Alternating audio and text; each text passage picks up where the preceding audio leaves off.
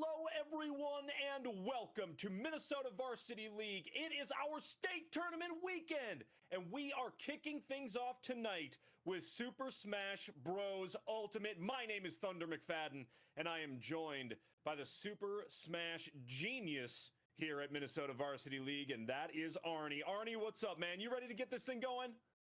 I'm so ready. I mean, it's the state tournament. It's what we've been waiting for. This is what everything comes down to. The last 8 weeks, everything is decided in today, just one day. That's it. That's it. It is for all the marbles. It is for the hardware, as I like to say. We tweeted out the pictures of the medals and the trophies and all that, folks. Arnie's right. It's all to play for this weekend right now. We will know in a short couple of hours who our state champion is in Super Smash Bros. Ultimate for Minnesota Varsity League. It has been an incredible season. Arnie, man, you have done some wonderful things on the casting desk. Really, really spectacular stuff. Tell me, as we always go into the analysis from Mr. Arnie, right? Okay, we have a couple of matchups to kick this thing off, and then obviously we're going to see where we go from there through the bracket. We're going to start off with Monkey Boy and Jalapeno, and then after that, we're going to see Amai taking on Cade. Those are the first two matchups that we're going to see in round number one, and then we're going to move on from there. Arnie, give me the analysis on what we're looking at for these two first matchups. I mean, Monkey Boy versus Jalapeno is going to be really close. I think both players are fairly skilled, but both their characters also contradict each other quite a bit. I mean, Jalapeno plays Steve and Banjo and Kazooie, both characters who can adapt very well. Whereas Monkey Boy plays Luigi. And Luigi, it is hard to get in. I mean, we've seen on stream multiple times. It is hard to land, and it is hard to close the gap between you and Monkey Boy. It's going to be a very good game coming up. Yep, very exciting, very exciting. These two, I can tell you right now, obviously you said it perfectly. That Luigi that Monkey Boy plays is a menace. I mean, he just is. He's a menace with Luigi. He is extremely hard to get at.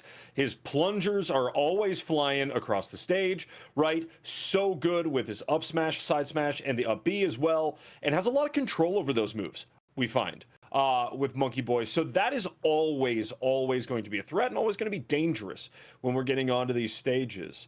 As we work throughout the day, folks, it is best of 5 for each matchup. And here we have, this is a bracket. It happens to be blank for me. Oh, and there are the names. Wow, that was so fancy. Did you guys see that? That was so fancy. Check it out. This is how our bracket is shaping up. Bracket? I made up a word. Our bracket is shaping up like this, right? We are going to see, as I said, Monkey Boy and Jalapeno. And then after that, we are going to see Cade taking on I Might. Right? And then we move into round number 2. But we have, I mean, Pixel Despacio is going to be a good matchup. And a couple of the other ones that we saw there in that bracket, Arnie, are going to be really, really good, even in this round 1. I mean, yeah, another great matchup is Small Dash versus Echo. Now, let's look at their seeds. Small Dash is the first seed and Echo is the 16th. But when they've played, they've gone to the 5th game. And look at that. Just between the 1st and 16th seed, only 1 game difference. Seeds don't really matter in this tournament. Anything's possible. The first seed could get upset. The 15th seed could win the entire tournament. Anything can happen on state day. Yeah, it's so exciting, I mean, and we talk about these upsets, and we always think about brackets in terms of like March Madness as kind of like the benchmark, right? It's like we're doing one March Madness every single night, and then we're doing 2 Saturday and 2 Sunday. And it's for each of our esports. It's so exciting. I think you make a great point about, yes, we have a number 1 seed taking on a number 16 seed, and it's going to be tight. I mean, it's going to be a hard-fought battle, and we will see what the outcome is. But truly, especially with a game like Smash, and Arnie, you and I have found that, I mean, even something as simple as a misplaced shield, maybe a side B or a side smash that just accidentally goes the other direction, or you end up with somebody with a really unfortunate SD or an SD that comes from We saw it just a week or 2 weeks ago, right? The joystick you want it to go up, but Yep. you just touch it just a little bit to one side. And that controller is going to sense it, and that's going to send you into the platform instead of above it, right?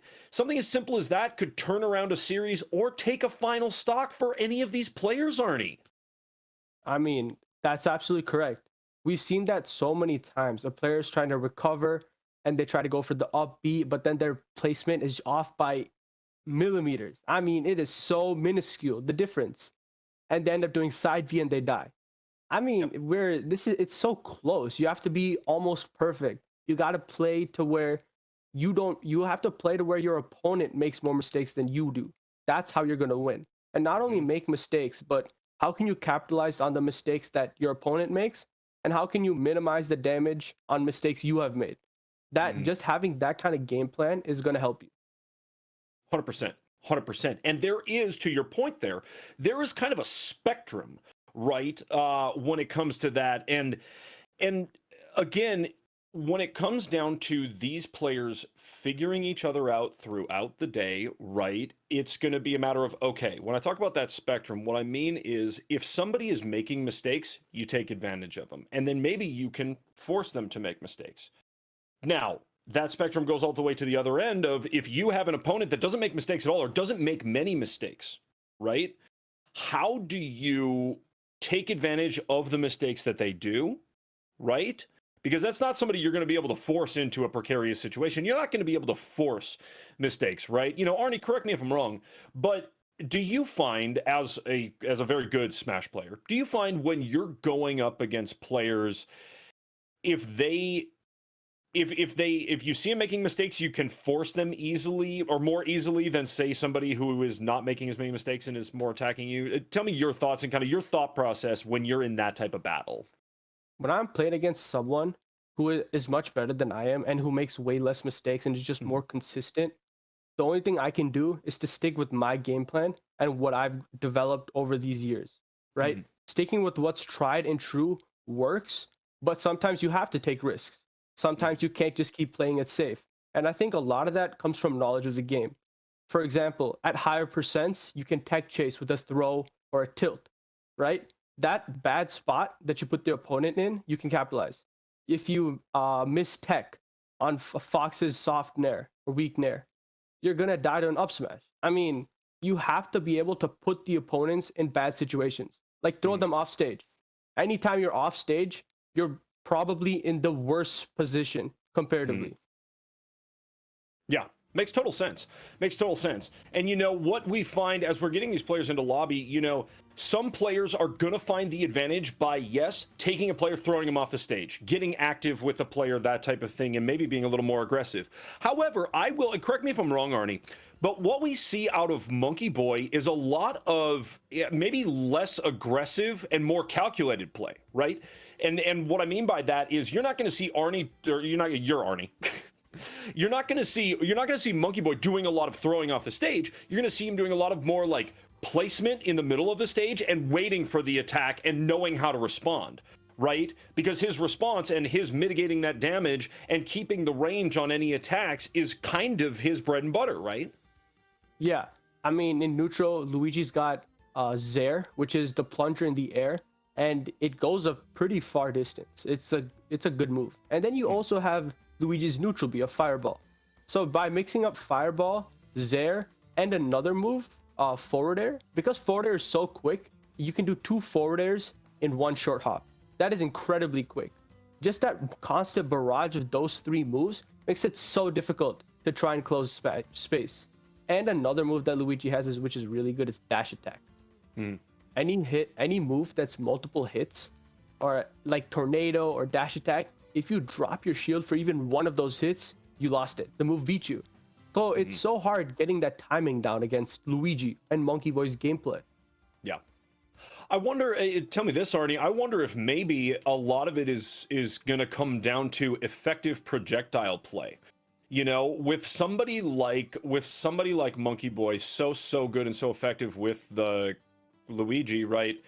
Do you go for somebody who has that type of range? Are you thinking maybe projectile range is a good way to attack a Luigi player? Or are we talking maybe one of the characters that's got a longer melee attack, a really long sword, something like that? What are your thoughts on that? Personally, I think it's got to be with speed and a big sword. I've beaten Monkey Boy before by playing Cloud, and Cloud is a very quick character on the ground and in the air, and he has a much larger sword than most of the cast. So that's what allowed me to get the edge on Monkey Boy. But a character like Banjo and Kazooie is going to have to rely more on the projectiles that they have, like the egg and the grenade. Got you, got you. As we get into this now, we have got we got some projectiles going. Monkey Boy coming in, trying to connect and trying to take control of this stage. He's laying down some decent damage here, and not taking too much himself is Monkey Boy. But there we go. What did we say? Those projectiles are connecting, and all of a sudden Jalapeno has control of the stage and is making Monkey Boy come back to him. Jalapeno's reaction times are actually really good, but it doesn't matter. Once again, Monkey Boy showing that if you misface a move beyond 50% on him, you are going to die. Yeah, absolutely. And that is something that Monkey Boy is so good at. He'll rack up damage and then find, but there's a big stock for Jalapeno. So right there, Banjo's side B is called Wonder Wing. And while it's active, it's invincible throughout. So that means you can't grab, you can't attack it. All right. And it's such a good move because let's say you do attack it, you're not going to trade with it. You're going to get hit by Wonder Wing, and it is very strong. Absolutely, yes. And that right there, getting Jalapeno right back into this thing. I mean, doing a great job. Look at that. Waits for the plunger and attacks right afterwards, throwing these projectiles right over the top of the plunger. I mean, this is fantastic stuff from Jalapeno. Staying in it with Monkey Boy, who has had such good luck just taking advantage of people all over the stage so far this season, Arnie. Absolutely, but we can see right here, Monkey Boy out of disadvantage, meaning whenever Monkey Boy is in a bad spot, he'll tend to do Tornado. And that's what many Luigis do, because Luigi's Tornado is a frame one move with invincibility. But if you can catch it off guard just like that, you can punish and get the stock. And he does. Jalapeno taking the stock, sitting a very high percentage right here. And Monkey Boy, no stranger to laying down the damage. But I will tell you, Jalapeno just looks so comfortable on this stage right now. The projectiles are connecting, finding ways to get back to stage. But that Cyclone connects, and it is even up. I mean, Luigi's Cyclone has a wind box, and that makes sense because it's a Cyclone. But it sucks you in. Even if you're not close to it, you're going to get dragged in. And because it's a multiple hit, you cannot. And because it's multiple hit, it's hard. What happened? There it is. Look at that edge guarding right there. Great stuff. As Monkey Boy was trying to get back to the stage. I mean, let's take a look at it again, Arnie. But wow, look at this. Jalapeno just seems to take the middle of the stage by force. Monkey Boy cannot get back, finally does. But right here again, getting around those plungers, Arnie. What a great read. I mean, look at this read that Jalapeno has to win the game. He thinks that Monkey Boy is going to do a roll in. And because he does a roll in, Jalapeno catches it with the big F smash that Banjo has. It's a great call out, honestly. It's just fantastic conditioning. Just like that. He calls them out. Yep, absolutely. And you can see right there, as Monkey Boy's Luigi comes back onto the stage, right, that Banjo-Kazooie is right there, right, and is just waiting. And it just, as soon as that frame ends with Luigi coming back, boom, the attack is right there, and that's the stock. Wow, game number one. That was crazy, Arnie. I mean, based on that right there, I would not expect any change from either of these players. I think, honestly, as we go into round number two, I think that what is going to make the difference is who plays more aggressively and what stage they're on. I was just about to say that. I think the stage is huge, right? A character like Banjo and Luigi likes smaller spaces but can operate with wider stages. But Banjo, because of the range that Banjo has and the projectiles, Banjo is going to want to have a wider stage. And they play on PS2. And Pokemon Stadium 2 is one of the wider stages out there, right next to Town and City. I mean, it's so simple, and yet it's so extremely effective, just what the stage is. Yep. So definitely going to make a difference here as we are getting the players in and getting rolling here for round number 2. Oof. A big win there for Jalapeno. First round. Absolutely nuts. And you know what? Again, look, this is not a position that we are used to seeing Monkey Boy in, being down by around here. Yeah, I think that's true. Monkey Boy is usually the one who's assertive and takes the lead quick, plays very aggressive, and Monkey Boy is definitely being forced outside his comfort zone right now. But I do like the stage pick, and it's for one reason. Because Luigi's Cyclone sends you really high up, this could be a good stage pick for Jalapeno because town ceilings are so extremely high. So he's going to be able to survive without... Did you see those snipes? The egg almost killed him. Wow! Oh, Monkey Boy got a little lucky there. So Luigi's misfire, I forgot the odds, but it's very rare. You can get a misfire, meaning that Luigi's side B goes super fast and super far. And if he hadn't gotten it, he wouldn't have survived that.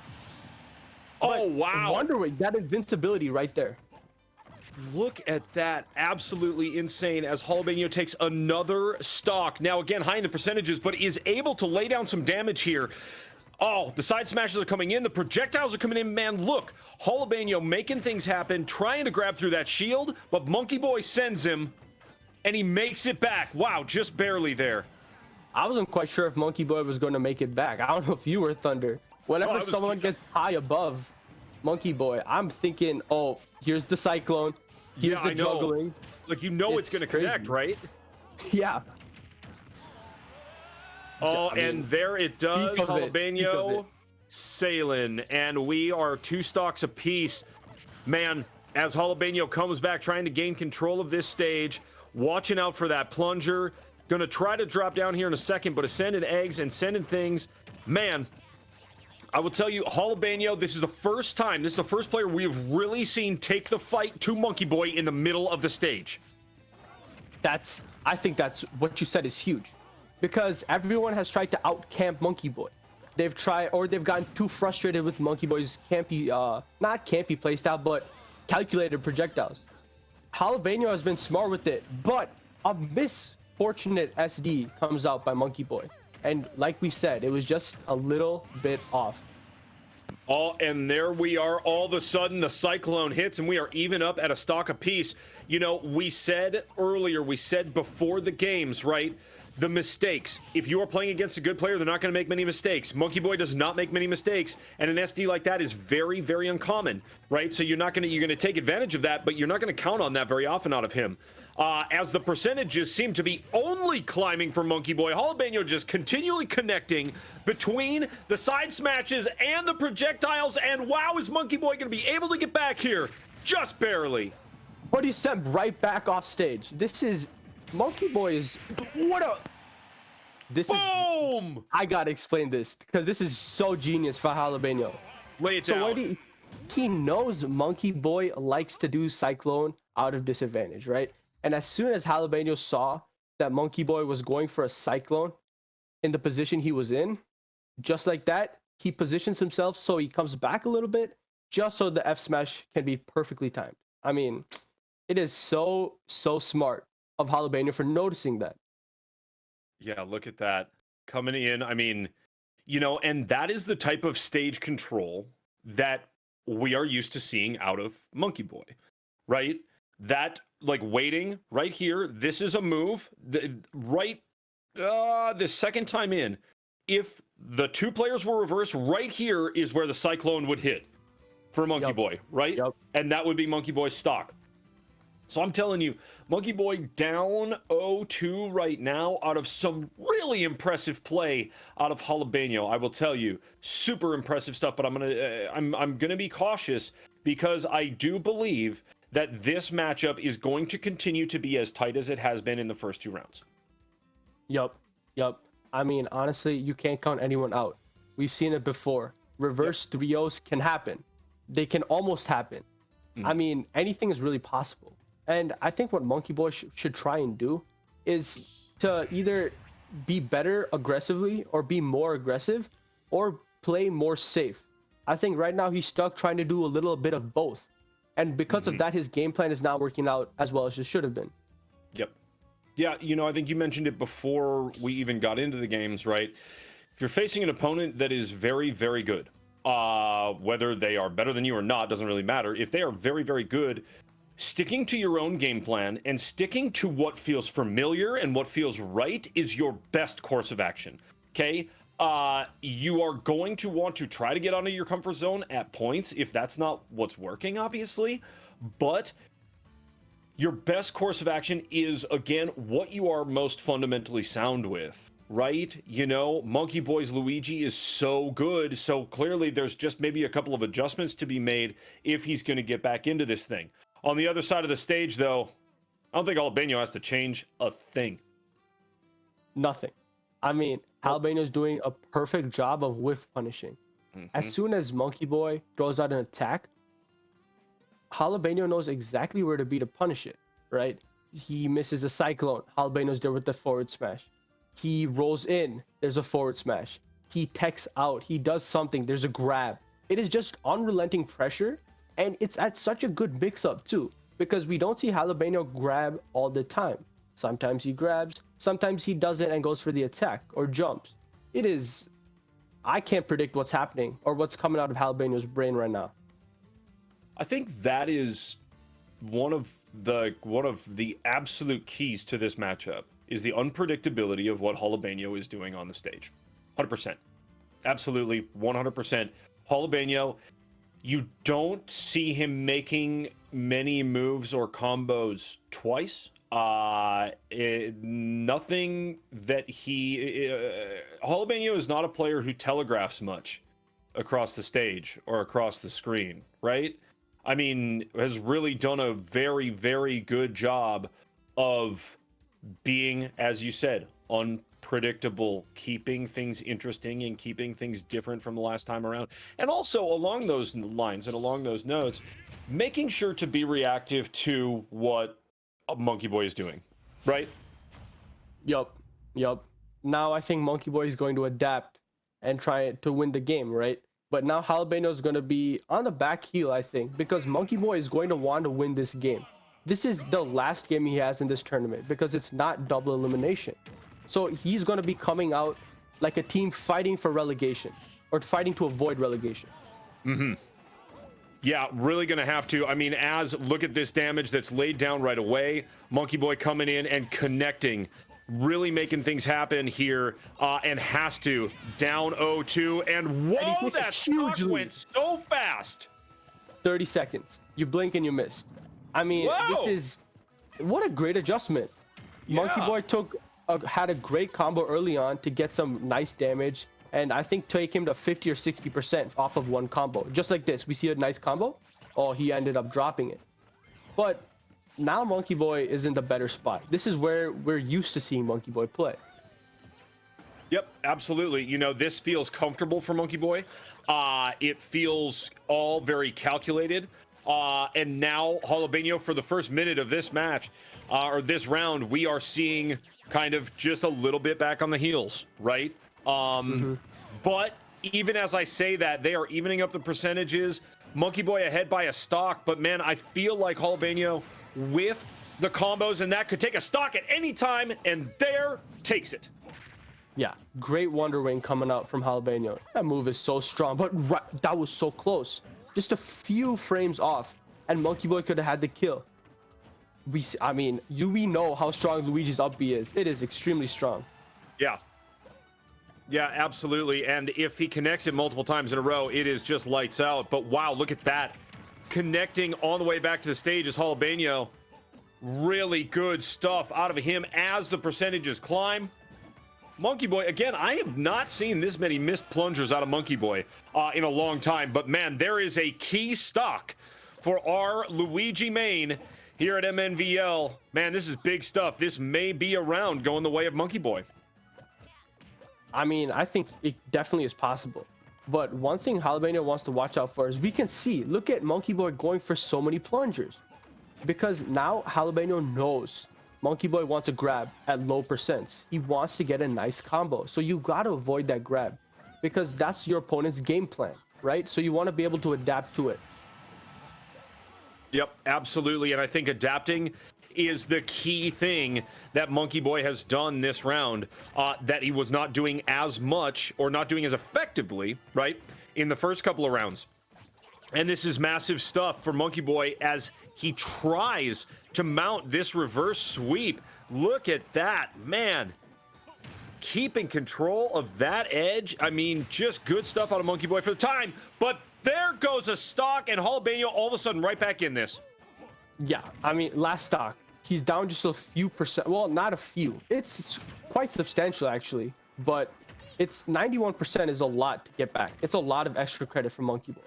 Jalapeno is going to need to do something like this, like just keeping control of stage, just controlling the game. You're absolutely correct. Jalapeno does a great job of chipping away at the opponent with the projectiles, right? With the side smashes and the side Bs. All of these are coming through really nicely for Jalapeno, and Jalapeno has done a good job of bringing Monkey Boy back to his level. Oh, that projectile hits! Wow, man, look at that! This is incredible. I mean, that projectile hit, and I thought Monkey Boy was dead. I don't know how did he reverse that situation. I need to watch this again. Unreal.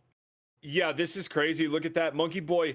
I mean, Monkey Boy's recoveries have been insane throughout the season and also today. But this one is particularly special. I'm sorry, but what on earth is this? Gets hit by the egg. That could have been so scary. Let's say Monkey Boy was mashing jump to get back to stage as quick as possible. If he tried jumping there, he was dead. No questions asked. Because the egg would have caught his jump, and then he wouldn't have had that double jump to be able to recover. When we talk about close games, this is what we That's crazy. And they're right there. Jalapeno's coming in with is that the side B or is that a down B? What is that? The Wonder Wing is a side B. And okay, so just that one right there. Yep. So that Wonder Wing comes across right as Monkey Boy is even getting back to the stage. He takes the egg right to the dome piece right there, takes a side B, and then comes straight out of shield and says, no way. This is my round. Wow. Big ups to Monkey Boy on that one. That was huge. GG's. Man. Really exciting stuff, Arnie, and we are getting this tournament kicked off with a banger. These two players very evenly matched, a very scary matchup. I think it's anybody's game at this point. Monkey Boy is back to true form. I don't think either of these players are going to switch characters. I don't know why you would at this point. I think they are both in it to win it right now, and it's going to be a grudge match until one of these players comes out victorious. Yeah. I mean, the games have gotten closer and closer and closer. The first game, Jalapeno won, and he had 0% on his last stock. Second game, he had 12%. The last game, Monkey Boy won and had 71%.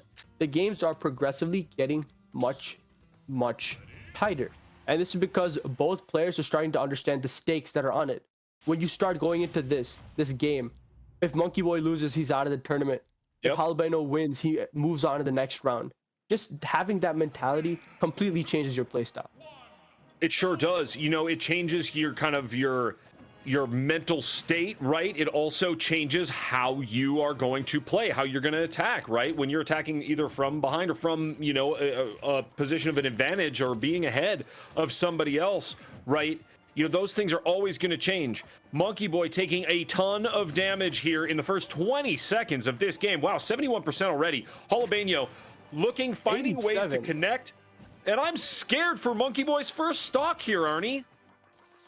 We said Monkey Boy did a great job of adapting last game, but now Jalapeno is doing an even better job of adapting this game. I mean, look at this. Sometimes he's throwing eggs from the side of the stage. Sometimes he comes in and starts throwing punches. It is such a good job of just mixing up what is happening. And he throws in a grab every now and then. And then the side B kills. Unreal. Wow. Unreal. An early stock. That took less than a minute for that stock. Jalapeno, and only at 27%. Unreal stuff in the beginning of this matchup here for Jalapeno. Look at that. But is he going to lose a stock here? No. Great recovery. Oh, but They're now Monkey fighting Boy's off in a the bad stage. position. Oh my! Ah! What's going on? That was so risky from Monkey Boy going off stage, because when you go off stage and you re-grab the ledge without getting hit by anything, you lose that ledge invincibility. And so an opponent can get an easy spike, an easy F smash like Banjo's, which hits beneath the ledge. It's curtains. Yep, absolutely. I mean, look at this. Wow, the eggs Snipes? connect. Monkey That's Boy it. goes down again. Unreal stuff out of Jalapeno. What? He is on his last stock. This is Monkey Boy's That's tournament crazy. stock. And Jalapeno is playing unreal right now. Oh, and he almost got him with the forward smash right there. Man, this is crazy. This is round 1 of a state tournament. We're not even, what are we, like 20 minutes into the tournament? This goes all weekend, you guys. I don't know what you're doing. If you're not following MNVL, make it happen now. Because this stuff is going to be happening all weekend. Look at this smash. That's it. What a that's 3 again! stock. What a 3 stock coming out from Jalapeno. He said, oh, you thought you won a game? No, let me remind you how good I am. Oh. Wow. Jalapeno. This is beyond impressive. This is really skilled gameplay right here.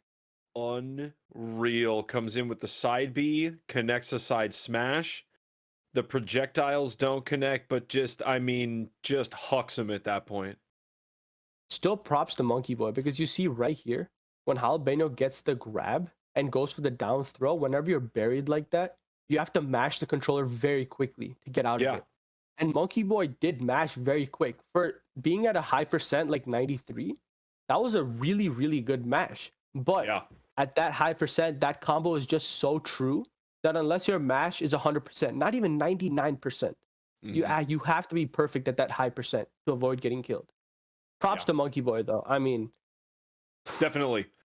I mean, what a player this season. I mean, and a tough matchup in this round number 1, right? Monkey Boy has been so good all season, was so good today, right? But at the end of the day, Jalapeno coming out and just figuring things out on the stages, and that is that. Jalapeno will be advancing. Again, GG's to both players. What a way to start off our state tournament. I mean, the hype level is already dang high, I'll tell you that, and it's only getting higher, man. It's going to be nuts. Folks, we're going to take a break here, and we are going to come back. We're going to see I'm Alright taking on Cade. We will be back in a few. Stay tuned.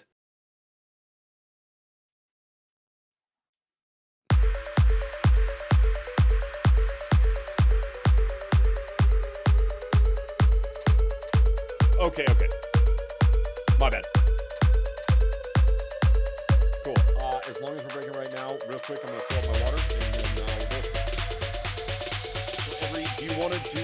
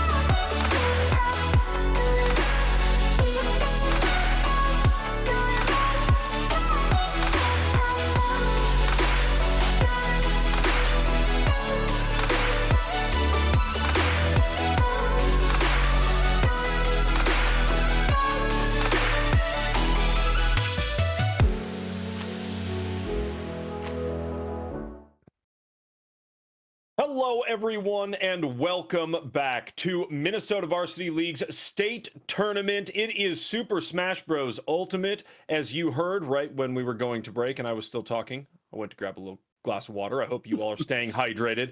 Hope my man Arnie is staying hydrated because it's going to be a super ridiculous night, man. I mean, I'm already after our first matchup. I'm already just like charged up and ready to go and ready for more because what a performance out of Jalapeno. I mean, absolutely. Jalapeno did everything perfect. That last game, that was when things clicked. That was when Jalapeno entered the zone. I mean, it was just perfect whiff punishing, perfect edge guarding, perfect ledge guarding, perfect neutral. It was such a good adaptation from losing the last game and just coming out and restocking. I mean, a three stock is so rare to see in Smash sometimes, especially at this high level gameplay. Totally. And I think, as we saw those players going along, right, we saw Monkey Boy take back one round from Jalapeno. And then after that, it was, I think, a combination of the stage choice and Jalapeno's mentality that led to that game 4 that was just all brutal from the side of Jalapeno, taking out Monkey Boy, who is a very, very, very skilled player when it comes to Super Smash. So super exciting stuff. Again, we're still in round 1. We're barely into this tournament, barely even. And now, getting ready for the stage. We've got Cade and Amai, okay? And these are two players that we have seen on stream, but it's been very sparse. I think we've only had each of these players on like once, maybe twice. Okay.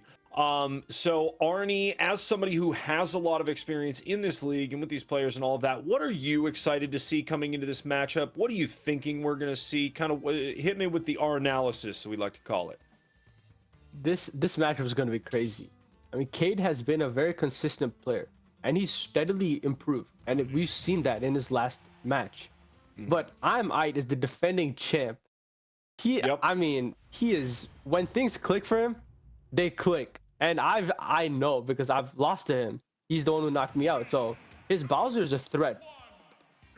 Truly, we have seen Amai do crazy things with the Bowser, including winning a state tournament, right? I mean, these smashes are just like nothing for Amai. Getting in and starting to lay down the damage. Kato, though, hucking that soccer ball and trying to lay down some damage. Whoa! Big up smash. Oh my! Red Cade's soul. I mean, right there. He knew Cade was going to land right on top of that platform. And Bowser's up smash is so strong. It killed right away. Just a nasty up smash. And that is a very, very quick stock for Amai. Kato now just a little bit behind, but finding some damage here and there. I mean, Amai, though, just, again, former state champ. Look at this, laying it down. This is great stuff coming out from both players. And Imite is doing this is what I love about Imite. When you're on the platform, many people that are playing Bowser would jump up and forward air. But what does Imite do? He jumps up and command grabs. And because command grab beats shield, it's so hard to call that out and be safe and be protected from that move. It is a fantastic mix-up. Yeah, absolutely. As Kato nearly connects with a soccer ball off the stage. Whoa! That was so clean. I might just jumped right behind Kato and quickly just grabbed him. This is silky smooth gameplay coming out from Amite. For sure. Yeah, Amite with between the Bowser and the controller, Amite is absolutely smooth. But that right there, huge stock for Kato. Now wants to at least try to lay down probably 20, 30, 40% on Amai before losing another stock here. Yep. Oh, and does. He got one hit off, and at that half a percent, I think that was a good goal to have. But now this is scary. Amai can grab you and you can just die because in Bowser's command grab, the person with the lower percent gets to decide what direction you're going in. And that is so terrible. It sucks when you die at 0% because he grabbed you and decided to suicide with you off stage. It is. Right. Yeah, absolutely crazy stuff. But right here, I'm all right, 143%. Kato doing a nice job of connecting here, doing what he can against the Bowser. Bowser's so big, so strong, it's so hard to play against, especially with a light character like this. But man, doing nice work here. Amai really wants this next stock, trying to gain control of the stage, seeing what he can do. But man, I'm all right. Connects there. Ooh, big F smash coming off from I Might. He missed, but this is right here. This is why people hate Bowser. It's because he's the heaviest character in the game, and he can just live. I mean, his survivability is the best in the game. 200%.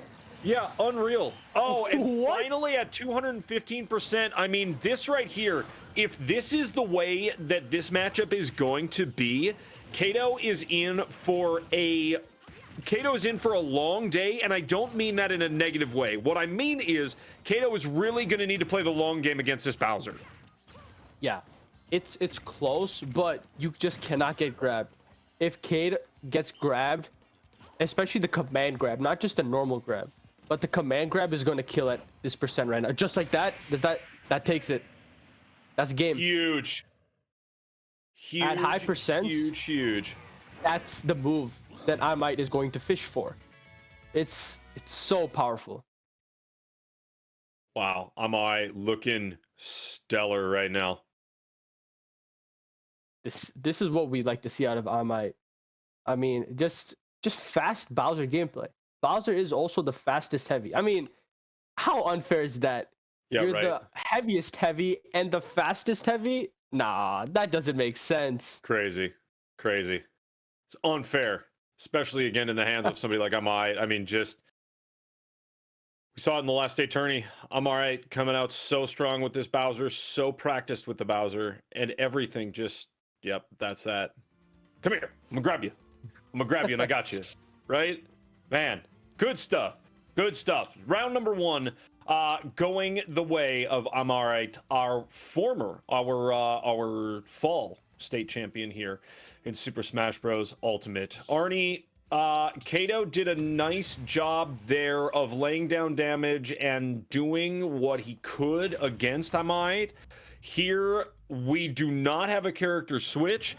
So what do you think the key is to victory now against what is this really, really formidable Amite Bowser? Spacing is going to be the game. If you misspace your move, you're gonna get grabbed and die at a low percent. If you misspace your move and you're on top of him, so you can't get grabbed, you're gonna get hit by the up B, the rotating turtle spin move. I don't know what it's called, but it is so hard because Bowser has arguably the best out of shield options in the game. It's like frame 6 command grab. It's unreactable.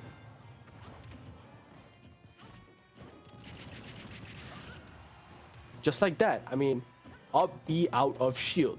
It is going to keep happening. And now at this high percent, we know I Might is going to fish for the side B, the command grab. Something that'll kill right away.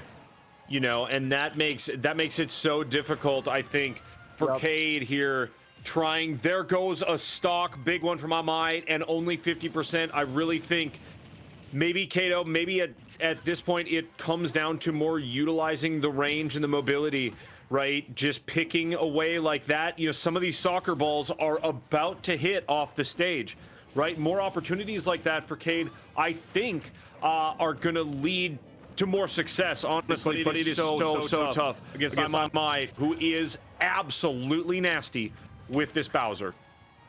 This is such a difficult matchup because Bowser's faster than Wii Fit Trainer in the air, and Bowser has better moves on the ground, and Bowser's just heavier and has more mobility.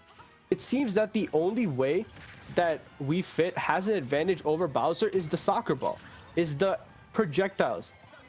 That's it. That's the name of the game. You have to use what you have that works for you. I mean, it doesn't matter if your opponent is better than you, has a better character than you. It matters how are you going to play your character. Exactly. We talked about it in the previous matchup, and we talked about it before we even got going today, right? you know, when you're playing against somebody who's very good, right? Very good, and that you really, you have to play your game as effectively and as well as you possibly can, right? You don't want to go too far out of your comfort zone because you're just going to get lost, right? Yeah. And this game is so tough because Cade might die right here, and he does. But I might is still living at 188%. This is so difficult if you're Cade. How? Because Wii Fit Trainer doesn't have that many good kill moves. But Bowser does. I mean, Bowser's side B is so reliable, and it consistently kills at very, very low percent. Yeah, But I mean, look at this. Living, I might just like, seems to be living easy. Over 200%. 226. What can we What other do that'll character in kill? this game, Arnie, tell me what other character in this game can get over 2 bills and sit there and just be fine? Maybe Donkey Kong. Okay. Maybe. I mean, or Incineroar. This is crazy. You don't see this often. That's it. Crazy. Look at that. Wow. 226.1%, I think. We'll look at the replay. Yep, that's it. That's what I might had. Unreal. And 3 stocks. This is crazy. I mean, I don't have words. It's just good. Yeah. It's beyond good. And he knows that Kato is going to try and go for a grab at that moment because he hasn't grabbed before. Cade is going to try and mix up. But then because he reads that mix up, I might just jumps above. And because he jumps above, he can fall back, whiff punish, and get the backer. It's just so good right now. Yeah, unreal stuff. Am I just so brutal, so brutal and nasty with the Bowser, and just, I mean, what is it that you can do to Bowser between 130 and 230%, Arnie? What is it that you can do to try to get that character off the stage? I mean, it just seems, between the character and how Amai plays Bowser, it just seems like you're just not really ever going to get him off the stage. It's just, that's where he wants to be, so that's where he's gonna be, and that's just that, right? That's a double-edged sword too, because he's living for so long, the player starts getting tilted. The player starts thinking, okay, I need to get the kill quickly, and so their gameplay is much more rushed. They're gonna be more prone to mistakes, and that's another reason why being able to survive for that long is so good. It's so important. Completely. So important here as we are getting in. It's match point in his favor. Feeling right now. And wow, all of a sudden, Kato for sure just well into 100% and climbing. And this is all over the place. Right? Plays this Bowser on and off the stage like it's no big deal. I mean, this is great stuff. He's doing such a good job of controlling the stage, and then sometimes going out for the edge guard. Like right here, no, he decides to stay and get the 2-frame. That is so good. Bowser's F tilt, if you didn't know, when you angle it downward, it can hit below the stage. So if you're trying to recover and you time it right, if you time within 1/30th of a second, you can get the stock. Absolutely. You know, and somebody like Amai just so good at finding those opportunities, so good at sensing those opportunities. Let me put it that way. Sensing when those opportunities are there for a quick grab, a quick out of shield option, or whatever it may be. Amai has this extra, this sort of sixth sense about it, right? It's insane. Yeah. I mean, Kato is playing off stage so often. It is hard when you're constantly playing off stage and you're constantly being put in bad situations. That's the thing that I is doing great at. But Kato is able to even up stocks, which is huge. If he can hold on to his stock, if he can hold on to it and not lose it and still get some damage off and even things up, that's huge. Yep, very good stuff. Kato trying to get back to the stage here. Some of these that 2-frame is So good. I might timing is off the charts right now. So good, so good. That edge just further and further and further away for Kato every time. I mean, has lost a stock above 100% right now. You know, I think if Kato can lay down a couple of moves or a couple of combos like he did earlier in the game, then he's back in it. But really, just so good on the stages today. How much percent do you think he's gonna die at now? Because I was about to say I might isn't kill percent, but then I forgot he's playing Bowser, and that 155 is just everyday for him. Yeah, I mean, I don't think he loses a stock before 200%. I just don't think so. I mean, maybe right here, but again, look, right back. I was wrong. It was 180. I was off by 18%. I was so close. Oh, the game's even now. I mean, yep. Just small things like that. And definitely, Arnie, I just think that this is what a great parry.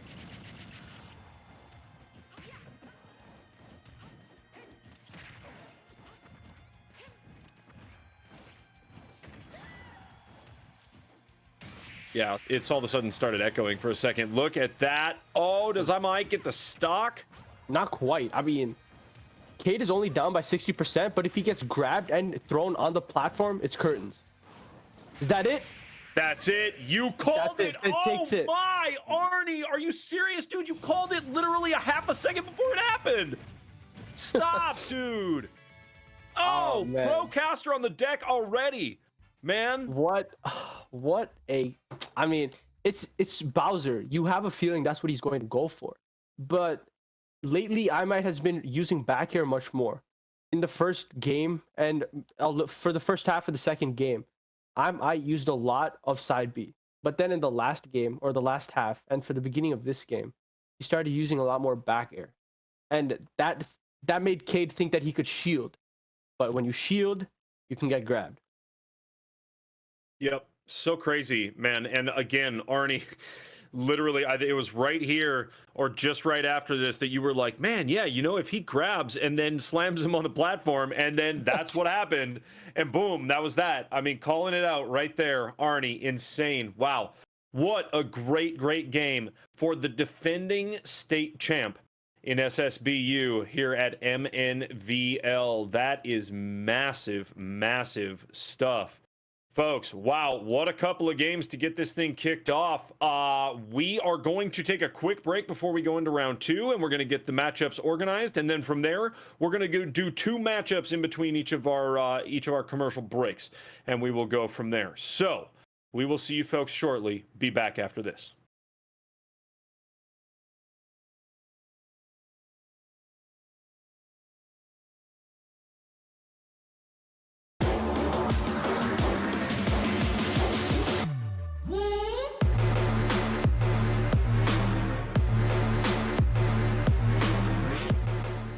Stock, trying to desperately get back on the stage and make something happen with this duck hunt, playing a little bit better than last time, but honestly, MRAM just seeming so comfortable using the Isabel in a way that is not typical, right? Being super aggressive. And there it is, the final stock. Oh, just bullying Captain Ender off the stage. Right off the stage.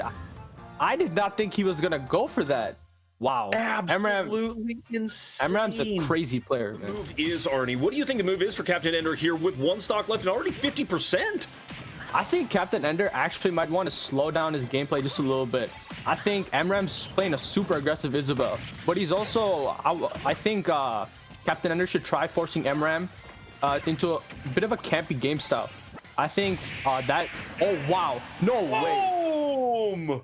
That was really good reaction time. So what MRAM did right there, he absorbed the projectile and then was able to just reflect it right back.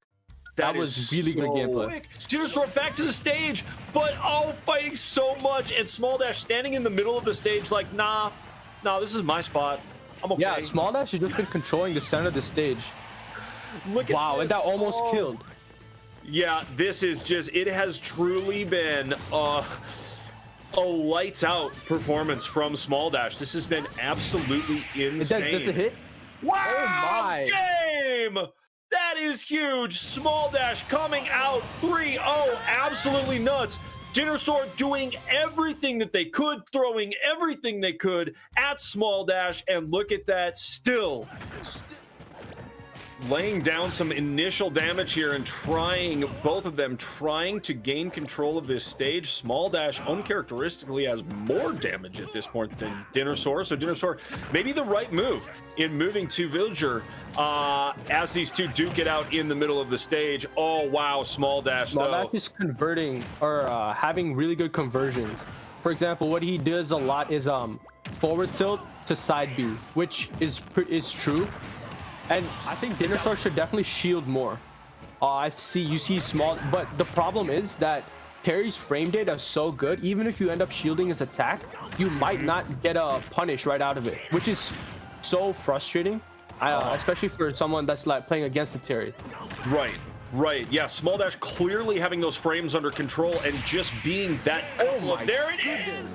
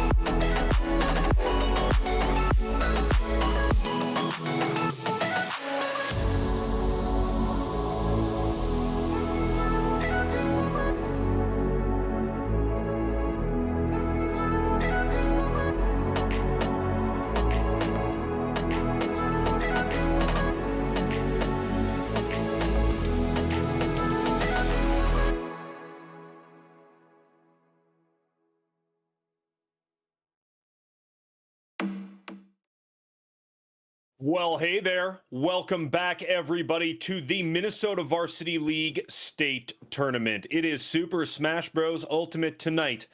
My name is Thunder McFadden, and I am joined by Arnie. Man, Arnie, up next here, we have Quam taking on Small Dash. These are a couple of players that we are familiar with in the league, right? Very excited to get going into that matchup. But I wanted to say, Arnie, you're looking very fresh today, dude. I think that we're both right. The button ups with the ties and everything, looking good. And I want to. This is a very special tie to kick off the weekend. This is, you see these right here? You see what those are? Those are old computers. And it says working, and it says things like, what does it say down here? Load your preferences, okay? For all of you young ones out there, computers used to look like this. Every computer used to be this big as a box, and they were all made out of the same crappy gray plastic that was kind of off-white and gray. Every computer was the same. You didn't have any options. They all looked like that, and they were all horrible.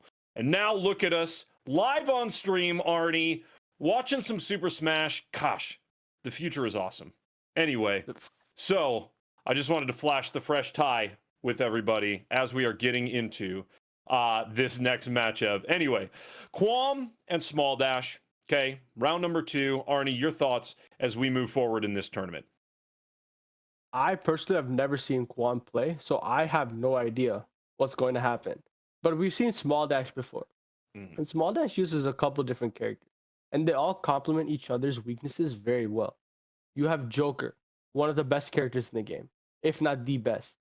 Then you have Terry, one of the best characters when it comes to burst options. And he has so many true combos that sometimes if you get hit with a jab, you're at 80%, you're just dead. Nothing you Mhm. can do about it. Maybe even earlier. But then Small Dash also started playing a little bit of Pyra last time we saw him on stream. Sure. And maybe that's just a character he likes to have fun with. Maybe not. Maybe it's not tournament ready, but it's certainly fun to see.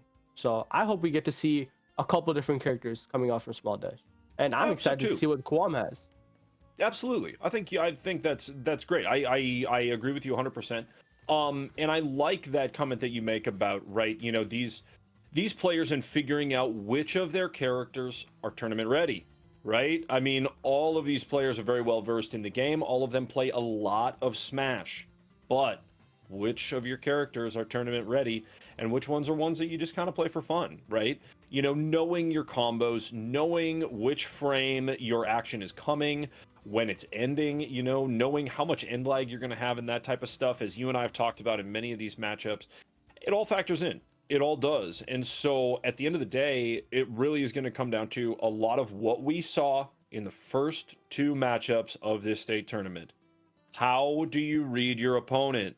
How do you focus on your opponent's either mistakes or strengths and then take advantage of or avoid, right, as you go through the process of learning your opponent? Tell me this, Arnie, what do you find, okay, when you're playing Smash, what do you find to be most difficult about reading an opponent? What do you maybe struggle with? I think it's conditioning. I think conditioning is one of the hardest things to do when it comes to Smash, because it requires you to pick up on their habits and then find a weakness to it, and Hmm. then find out when you should exploit that weakness. That's why conditioning is so hard, because you can always be going off stage, and every time you go off stage, let's say they're very aggressive, trying to return to stage. If you know that, maybe you can go off stage and then jump quickly back on stage and then punish them from there. So it's all about being able to read your opponent, and that is so difficult. Being able to condition someone to reading them when it matters. Yep, absolutely. Couldn't have said it better myself, Arnie, as we get into it. Small Dash right now taking some damage, but then laying some down on Quam, this Squirtle, coming on back, trying to make some things happen. Quam, I feel like we have seen once, whether it was the Winter Series or whatever, but, either way. Wow. Oh, That is no! that's a fantastic edge guard. I thought Small Dash would have maybe gone off stage to do a down air, but he goes for the teabag. Not teabag. He goes for the footstool. But Yep. what? Oh, What was that wow, and hitbox? another one! He was. Look at these guys. These guys are killing off the bottom of the stage. Both of them now, each off of each other's side. Man, absolutely crazy. Wow. This is fun. This is really good stuff here. What a high flying duo right here. Man, Quam doing a great job switching between these Pokemon. Oof. Taking a lot of damage from Small Dash right now, though. Gosh, that Terry is just so good. The projectile misses. Oof. See right here, Terry can get a kill on Quam easily, just by landing a jab, going jab jab power dunk. That's a true combo, and not only does it do 25%, but at higher percents it kills.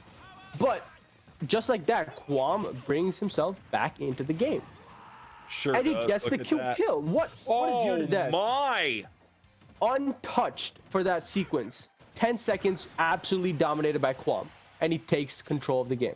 That is absolutely insane. Look at that. And there is, oof. But the switch to Great up Charizard smash. is not the right move. Oof.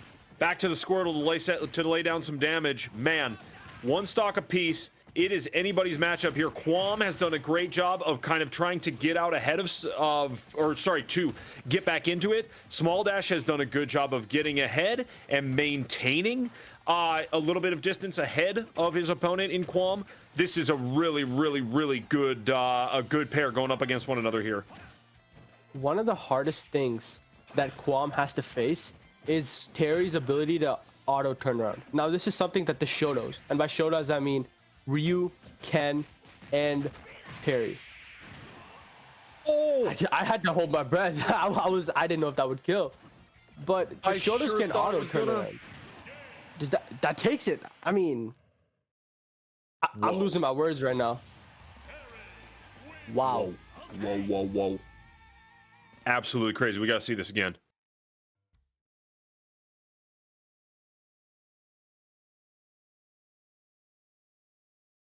I mean, that's just, he gets the punish. You think it's going to kill here. And it doesn't.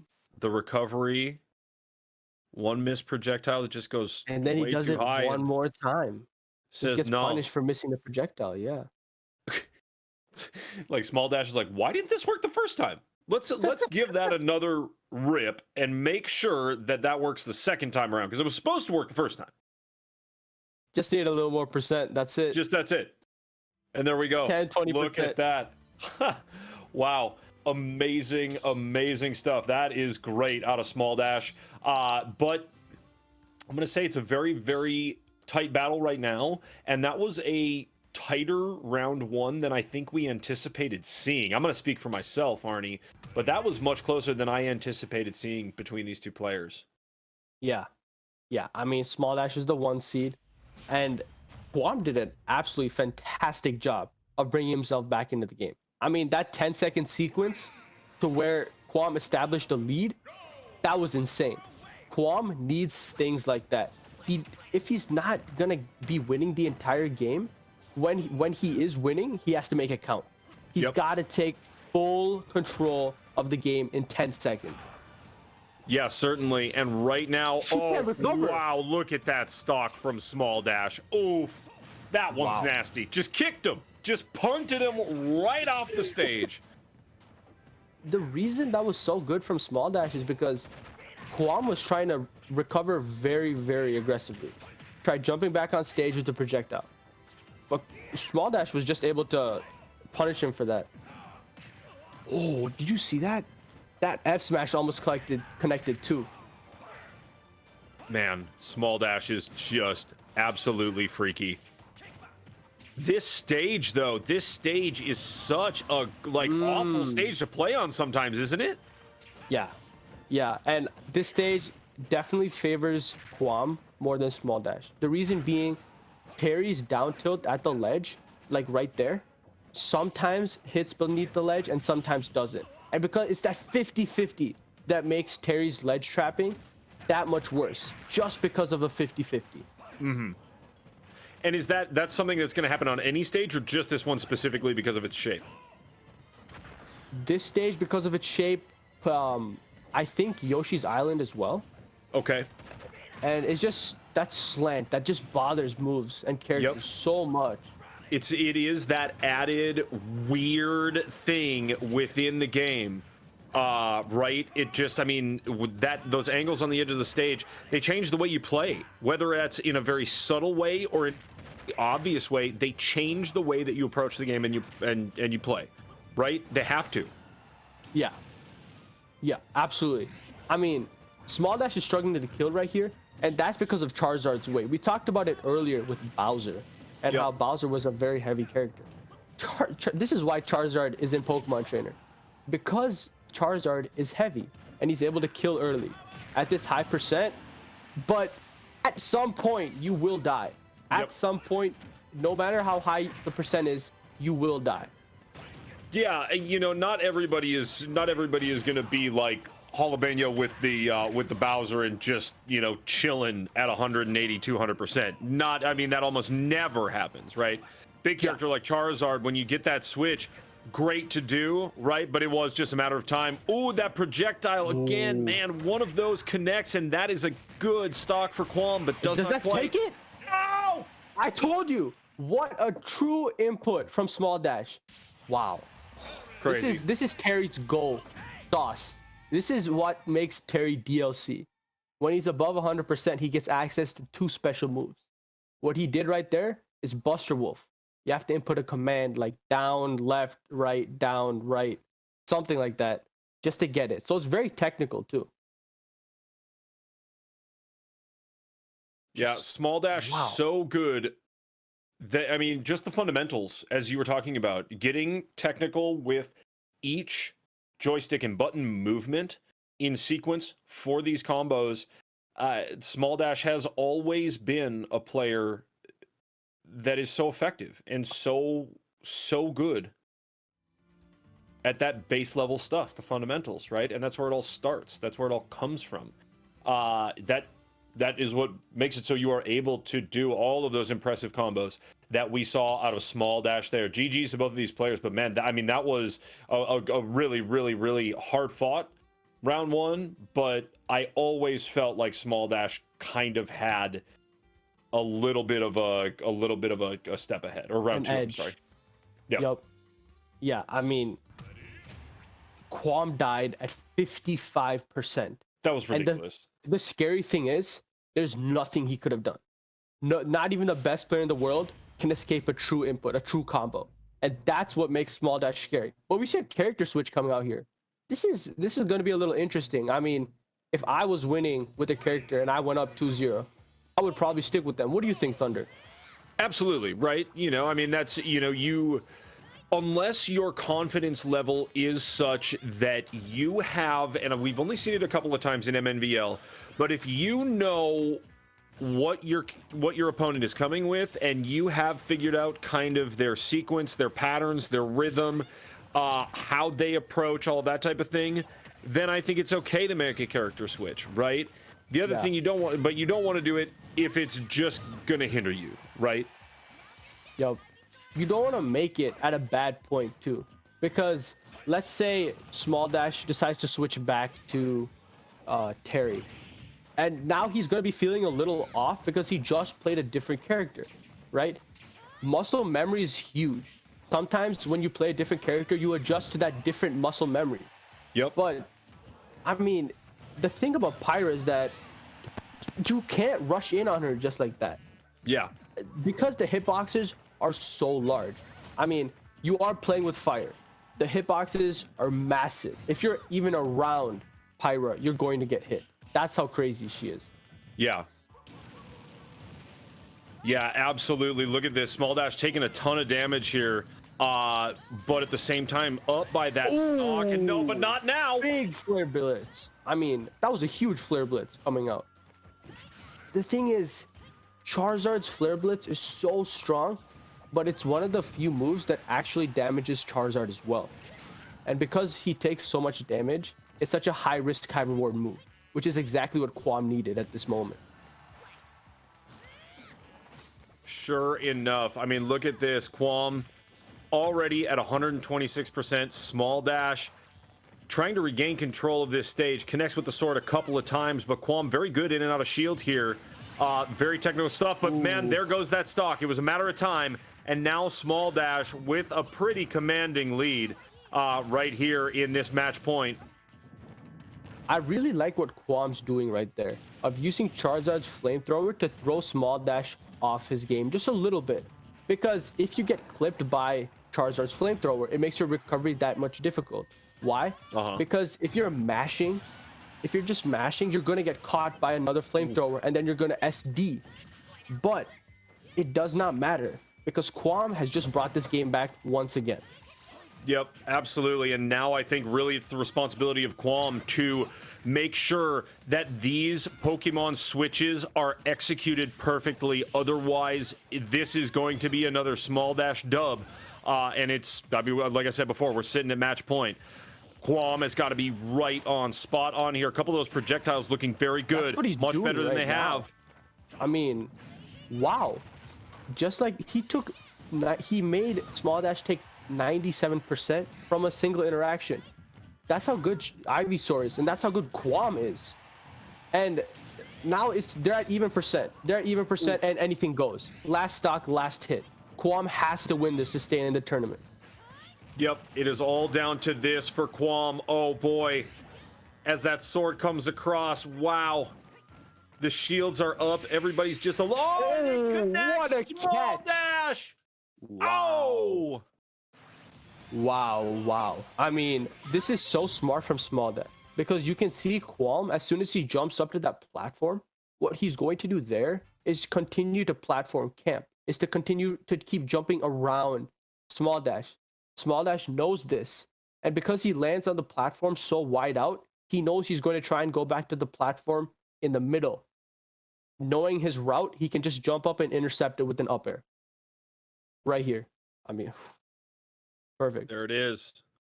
I mean, really, both of these players were sitting definitely above 100%, right? Mhm. You know, I think that at the end of the day, the character switch works out for Small Dash, but only barely. Only barely, right? Yep. I mean, Yep. that right there, I think that it's a confidence move for Small Dash, and it paid off. But again, only barely, right? If you don't see the character switch, I don't think that round number, what was that, 3?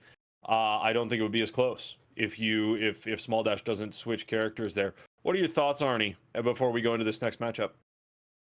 I'm not quite sure if Small Dash wants to keep playing Pyramithra because we saw that game was so much closer than when he played Terry. Maybe the character is tournament ready and he's just trying it out. Maybe he was feeling a little confident. You know, sometimes players do that. They feel themselves and they're gonna go Yep. with what they feel. But Small Dash wants to be careful about making sure sometimes it doesn't become overconfident and he doesn't switch Pyramithra when it really matters, right? I think his Terry was fantastic. His Pyramithra was also good, but I do like his Terry more, in my opinion. I think you're right. I think in a matchup like that specifically, you know, obviously we saw the benefits of going Terry over the Pyramithra, right? But still, I just think that move, while it is risky out of Small Dash, I think that's a confidence builder. Yeah. I think it is. I think that's a Yep. big confidence builder when you can, you know, I mean, it's like in any sport out there. If you pull off the trick shot, you look great and you know, you're the hero, right? But it can go the other way, right? When I was a kid, I remember I'm at the motorcycle races and the one guy comes around the corner, the last corner, and pulled a wheelie, and the guy behind him passed him right at the finish line and won. And I have never heard a coach yell at a motorcycle rider quite that loudly for showboating at the end. But that, you know, again, we talk about that a little bit differently than we would talk about something here. This character switch out of Small Dash. I don't think that's a gloating or a showboating type of move. I think that is a confidence move. Even though again It's we talked about how it, establishment. right? I mean, yeah, he established who he is, I think, in that set. You know, I think playing one character and being good at it is great. But Thunder, if you're playing two characters and you can win with both at the state tournament on stream, that's different. That's a whole different ball game. It is. It is because it's yet another layer, right, to your repertoire, right, and what you're bringing when you are going up against your opponent, right? I mean, absolutely great stuff. Here we have our matchups, folks. So let's check it out. We're finding out whether Amite is going to be taking on Pixel Dominic, but Small Dash is going to be taking on Tate in this next round. Wow, we are down to 4 here, Arnie. What are your thoughts as we are moving? We still have, hey, Amite has made it along and is the defending state champ, and now moving into that final 4. What are your thoughts as we move in these 4 players here, Arnie? I mean, this is really, really close. He was actually one of the lower seeds in this tournament, but he ended up turning it around. State day, and he showed up. He is turning up, and he is playing some Smash Bros right now, and it is fun to watch.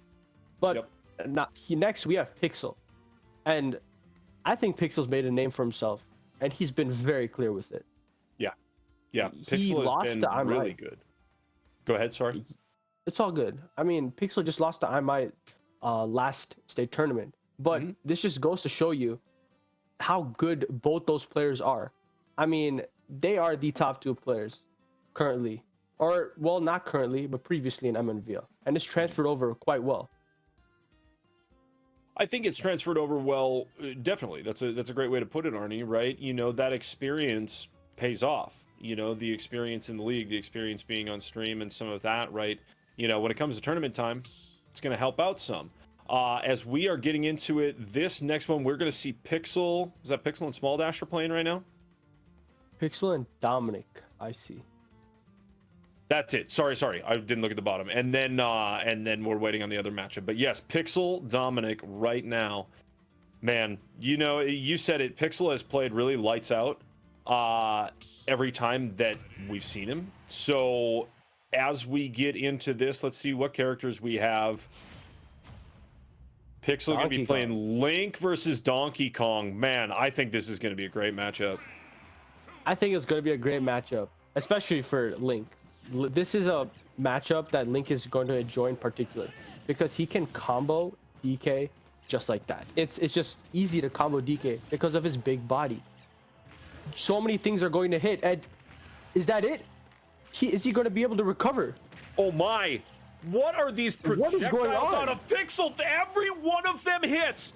Every one. Look at the timing. Oh my God!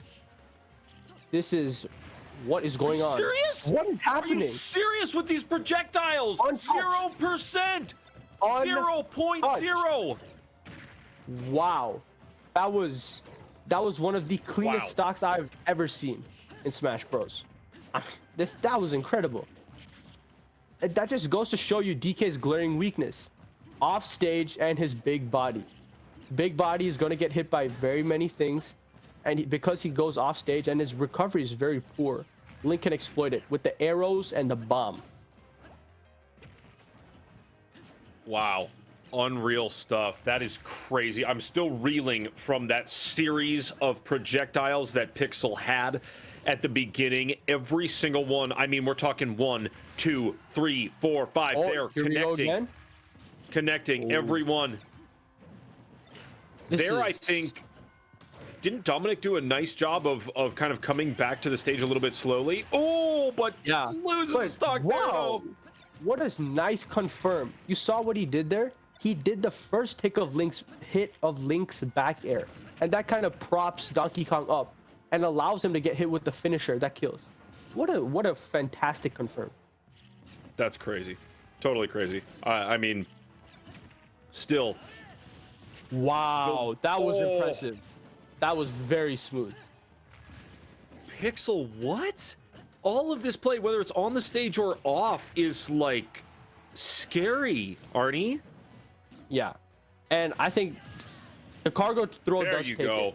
That's a good job of coming up from Dominic. Just taking that stock. He needed something, right? And he got it. Yeah, I think that's really fantastic work there out of Dominic.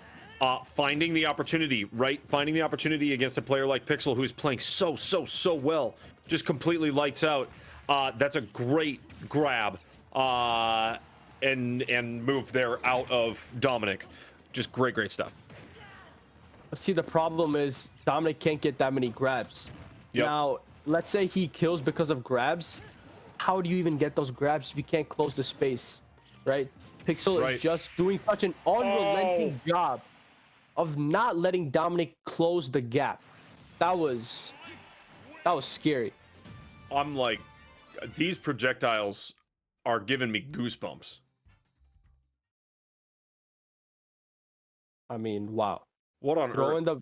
His bomb play is so good.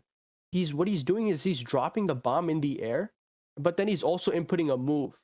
So he'd be dropping the bomb and then doing like a neutral air. And so he's throwing out 2 separate hitboxes that Dominic could get hit by. It's so technical because he picks up the bomb right away too after he throws it. Yeah. Wow, look at this. That's so crazy. Missed opportunity right there though for Dominic. Yeah, but and it doesn't matter. He missed the doesn't matter opportunity, because- and Pixel capitalized.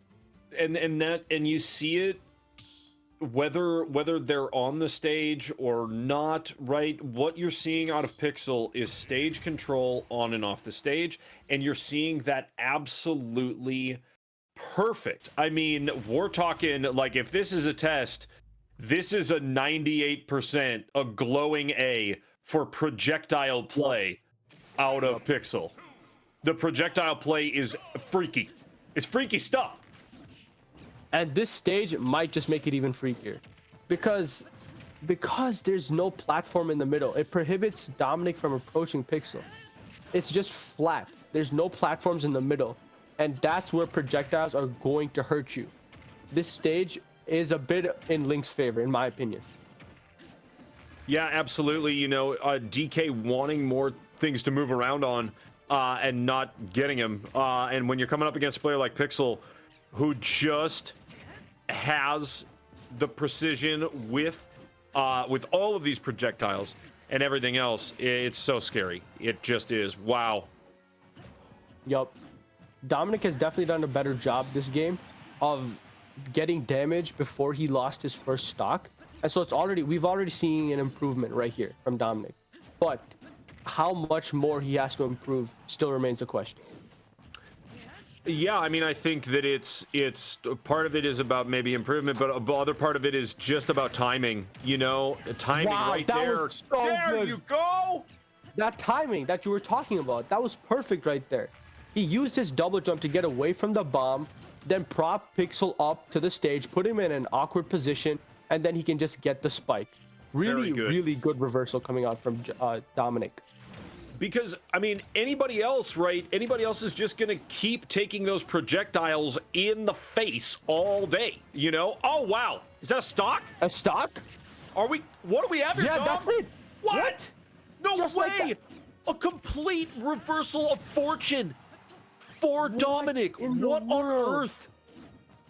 That was, I think Pixel wanted to do right there was he wanted to have Dominic get hit by his up B and then be put in an awkward position, but he mistimed it just by a few frames. He was so close to the ledge too.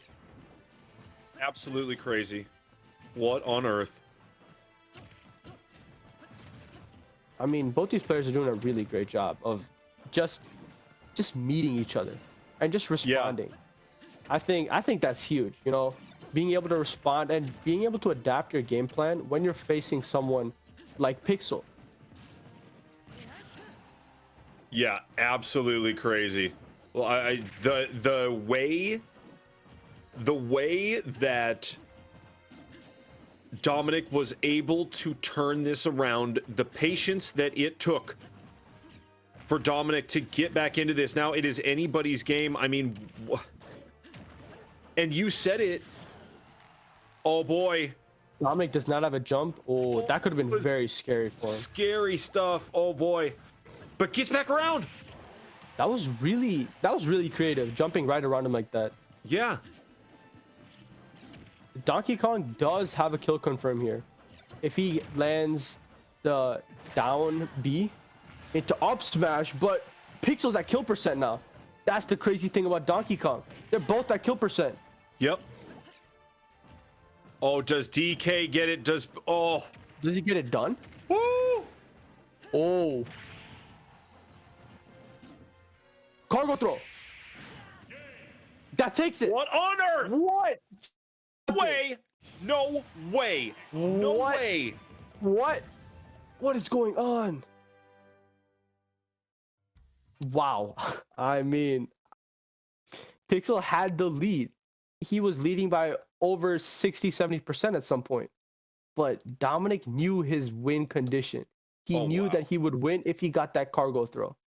Huge right here. Just picking him up. That's it. Really, I mean, really just what? Wait, a way to just go ahead and feel out the entire game, right? Dominic coming back from being down a full stock, if not like a stock and a half, I think it was, Arnie. Yeah. It was pretty significant. This day of Smash just got even more intense and even crazier. I don't know what to say. I don't know what to say. You know, at the beginning of that, we saw some of those projectiles coming out from Pixel. They were connecting. It looked like kind of another just kind of trip down the same old block with Pixel, but no, the DK, the strong DK play. And now all of a sudden Dominic is back in and we're tied up. This is crazy. Wow. This Look is at huge that. for Dominic too. Because now he knows he can win. Because now Dominic knows that he can win against Pixel. And after getting destroyed that first stock of the first game, that is a crazy mindset to just come back and take the next game. Yeah. Dude, these combos are really nice. Pixel is racking up damage though. That sure is. You know, it's a bad spot. Oof. Is that killed? Whoa. That killed Donkey Kong at like 75%. Yeah, that was not triple digits right there. That was something. Hoo-wee. Donkey Kong's supposed to be heavy. Yeah, for sure. And now, I mean, look at that. Pixel just finding a way to get set out and get set ahead. But, dude, I mean, this DK, there it is. We're tied up. That was such a nice punish. Because if you saw right there, Pixel was trying to mash down air. But Dominic went to the side just a little bit, so the sword couldn't hit him. But the up air that he would do would hit Pixel. That was fantastic spacing. Really, these two are going toe to toe in a way that I did not expect to see. Right? I mean, especially after the way that first round went. Unreal stuff for Dominic to have the mental fortitude to come back from that and get himself back in it. I mean, good stuff all across the board. That's it's too much, man. Too good. Right now, though, Dominic is getting thrown around like a baseball. I mean, Pixel's throwing him from the right side to the left, back to the right side. He is controlling what Dominic is trying to do. But Dominic gets one opening and takes and goes so far with it. Pixel, great up B coming out. You know, out of shield, unsafe on shield. A perfect punish. Yeah, sure enough. But I mean, we are down. There's a reason that this is as tight as it is, right? We are approaching the finals and semifinals and that of our state tournament here. The players are in. They are ready to win it. They're ready to go. And it's going to be tight until the end. Right here, this DK is looking for a stock. Is he going to get it? Ooh, but he gets thrown off stage instead.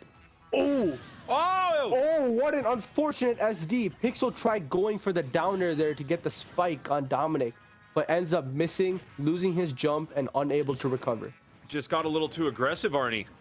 Yeah, he wanted to close things out right there. A bit uncharacteristic as well. We see Pixel very methodical, typically. Just like that, waiting for the opponent to make a mistake. That's how the Pixel plays. Yep, the down air was a bit uncharacteristic, but it doesn't matter in the end. You know, it doesn't. I think that's, again, we talked about mental fortitude earlier, but wow. Pixel just knowing, and for Pixel to be able to come back from that SD, okay, drops, really unfortunate.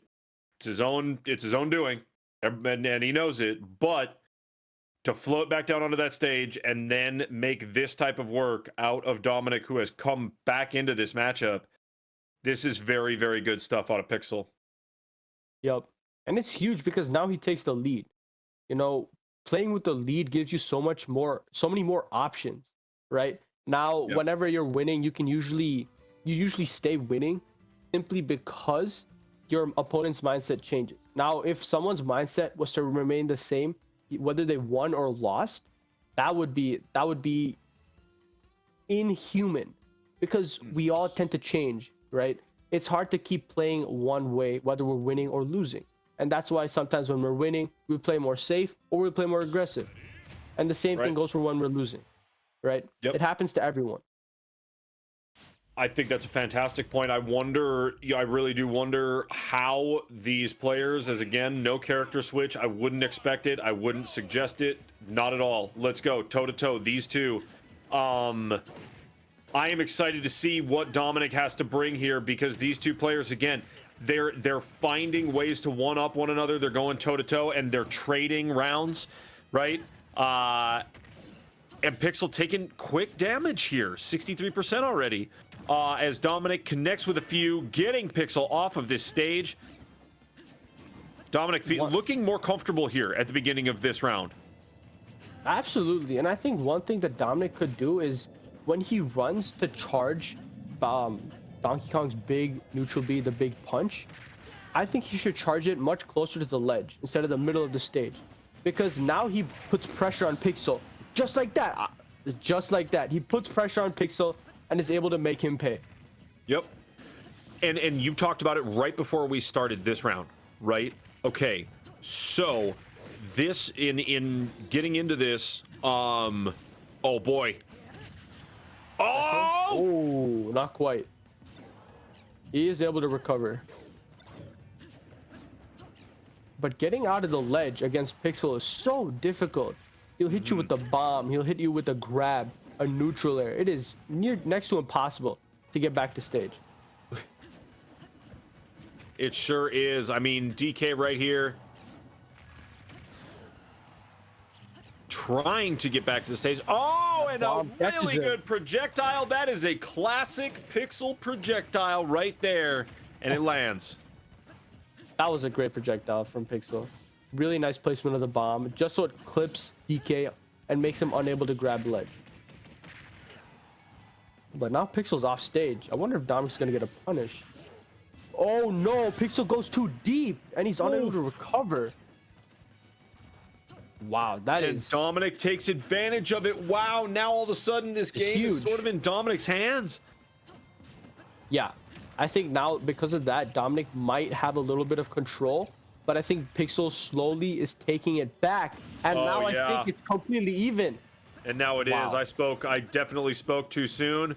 That right there evens it up. And if Pixel can continue the really, really great projectile and bomb play that we have seen, then we may see this whole thing going the way of Pixel. But I'm not at all sleeping on what Dominic can bring with this DK. I mean, absolutely. Dominic's done it before. We know that Dominic can absolutely do something completely unexpected. Oh, and he takes it. Oh my! He takes it. Wow. Something completely unexpected, just like that. Oh man! Game 5, baby.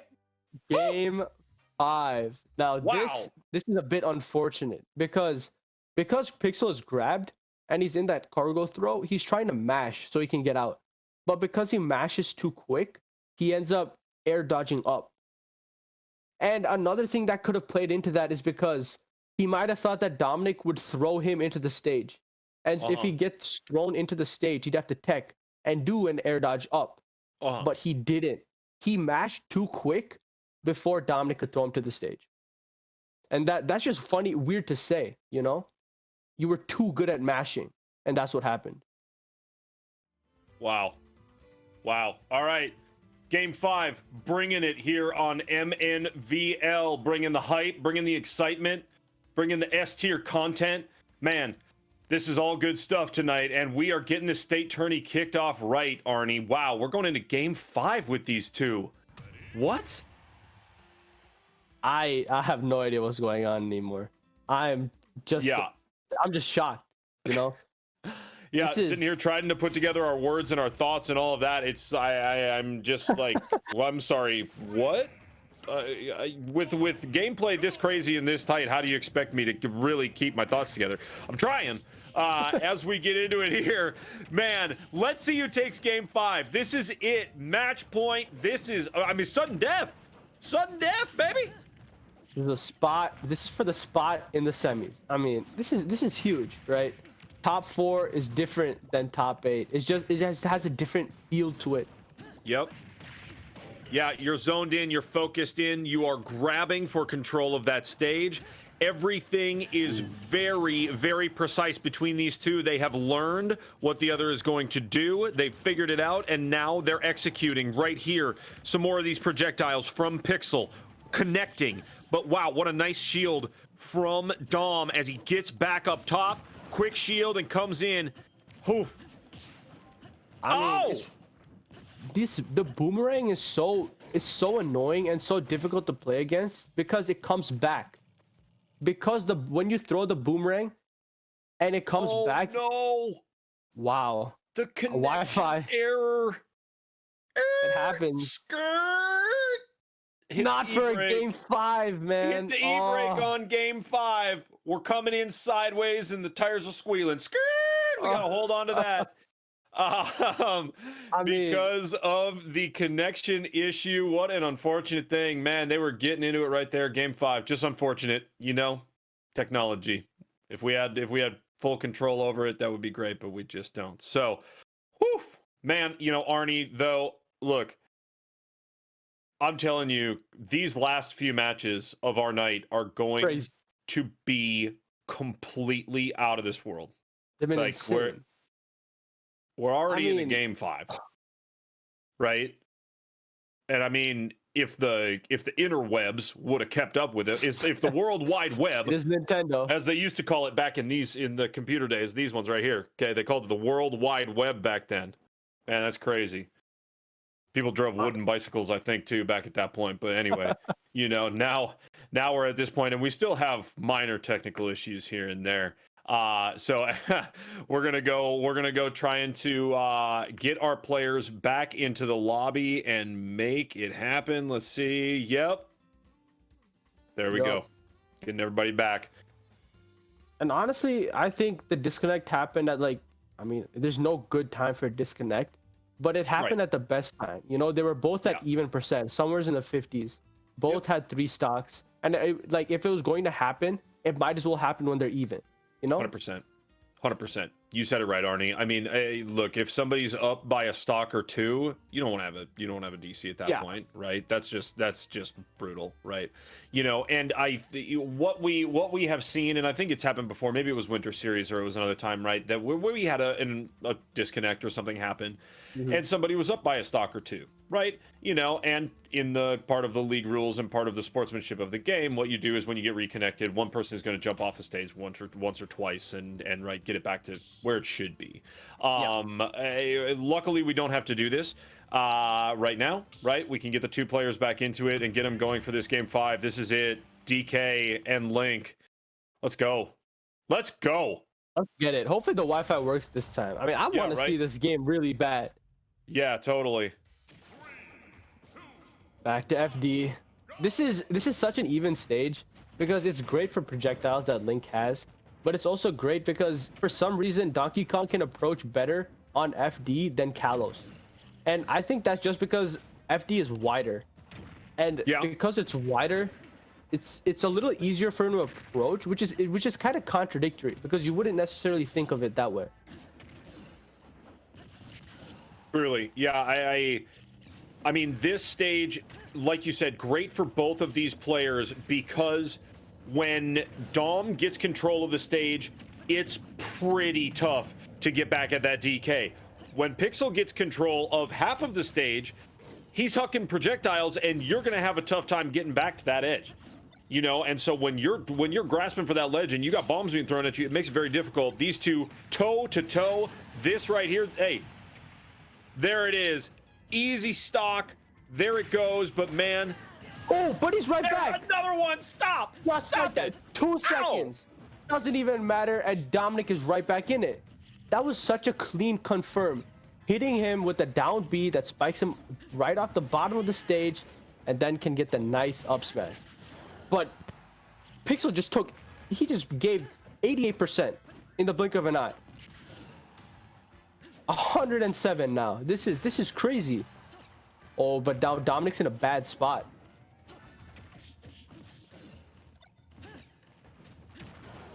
Oh, yeah, absolutely. It's honestly just hard. he's just getting tossed around. This last stock has been so clean from Pixel, untouched. He lost it and said, okay, let me lean a little bit. Let me start trying. 181. That was crisp. That was beautiful. That was so clean. So good. So good. And now Pixel with just a little bit of a step ahead. You know, I mean, it's a full stock, but it doesn't feel like a full stock when you've got these two players going at one another, right? Anything can happen. And when you get above 70, 80%, both of these guys are just really dangerous. Yeah. I think one thing that Dominic is going to try and do is definitely go for that kill confirm that we saw on the first stock. The down B to the up smash. But if he waits for it too long, it might be too late. Great match coming out from Pixel. He didn't allow himself to get thrown, which is huge. You know, for that cargo throw is so strong. Well, and that cargo throw was about to huck him just straight under the stage. And so it was about to be a great move for Dom, but Pixel gets out of a bad situation. Oh boy. This is looking dire for... Yep. The projectiles do it. Oh, wow. The projectiles start off the night for Pixel, and they finish it for Pixel in this matchup. Wow. Game 5, and dude, we talked about it from the moment we could see Pixel on the screen. The projectiles off the edge of that stage, when Pixel finds that just sweet spot and just starts shooting, just pew pew, pew pew, pew pew, right? Yeah. And the great thing about this is how he set himself up for that. Because Dom got hit by that arrow, he was forced to go lower because of the stun. He can't act right away. So he has to wait for a few frames. And in those few frames, he gets lower and lower. Because he keeps dropping like that, he has to jump at that moment right there. Yep.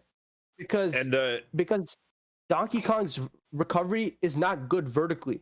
It's great horizontally, but vertically it just barely goes up. And that's why Dom had to jump right there instead of going underneath it, right? And Pixel knew that. Just because the arrow hit, he set himself up for success. He did, and that was the thing. That right there, that is setting yourself up for success. That's what Pixel does so well, okay? Those projectiles for the final stock in that Game 5, right there, okay? Those projectiles came one after another, and the second projectile was already flying and was already almost to Donkey Kong when Donkey Kong got hit by the first one, goes to for the recovery, and the recovery is already covered up. Two steps ahead. It's already just beep, nope, no way. Pixel's got it. Wow. Oh. That was incredible. Yeah, unreal. From both GG's players, both honestly, of those that was players. such a good set. Yeah. Game 5, like that was really, really close. And to be completely honest, after the first game, I didn't really think that we were going to see a Game 5. Yeah. I didn't. And then all of a sudden, Dom being dominant for the first, for a couple of those rounds, right? Coming back and getting back into it for that Game 5, but just wasn't quite enough to take down Pixel, who is so good on these stages. Wow. Anyway, GG's to both of these players as we are moving on, right? We are going to take a brief break here, folks, and we will be back to finish up the rest of this tournament, go over the brackets, and find out who our state champ is going to be. Don't go anywhere.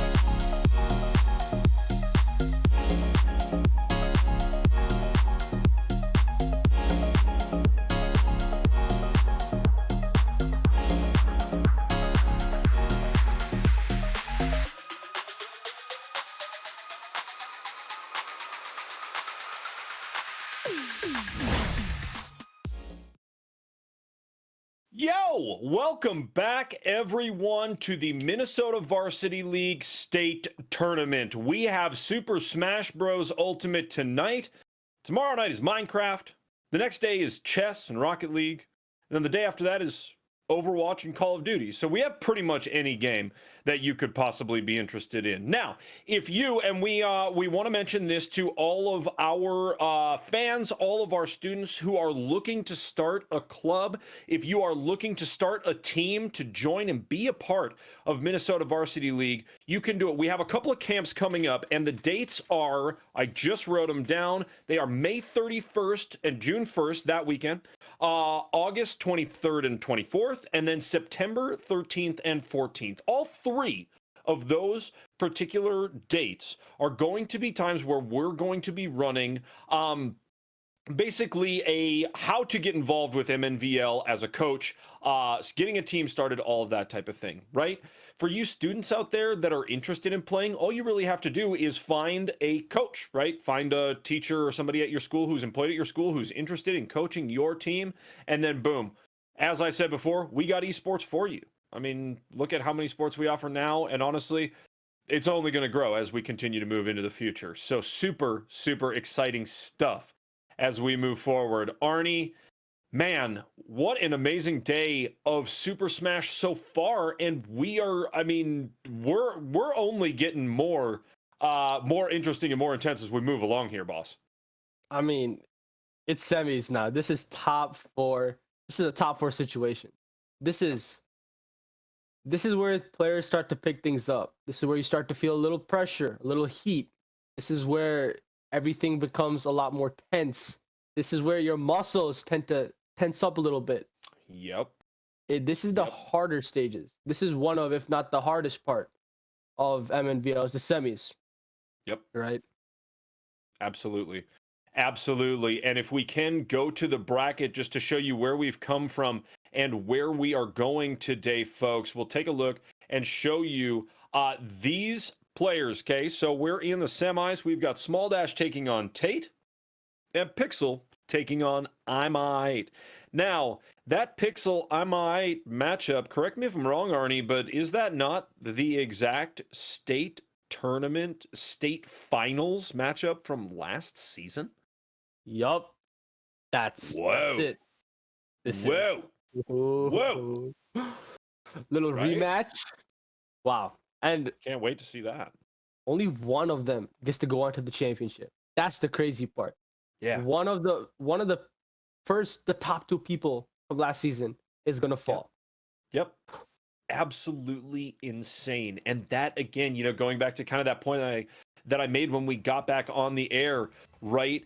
The way that MNVL is growing, the way that we are moving forward, all of that. Look, now, right, we have so many good players in Super Smash that the two that played for the ultimate prize last year, they're back at it together, but it's in the semis, and only one of them is going to get a shot to fight for that gold, right? That ultimate hardware.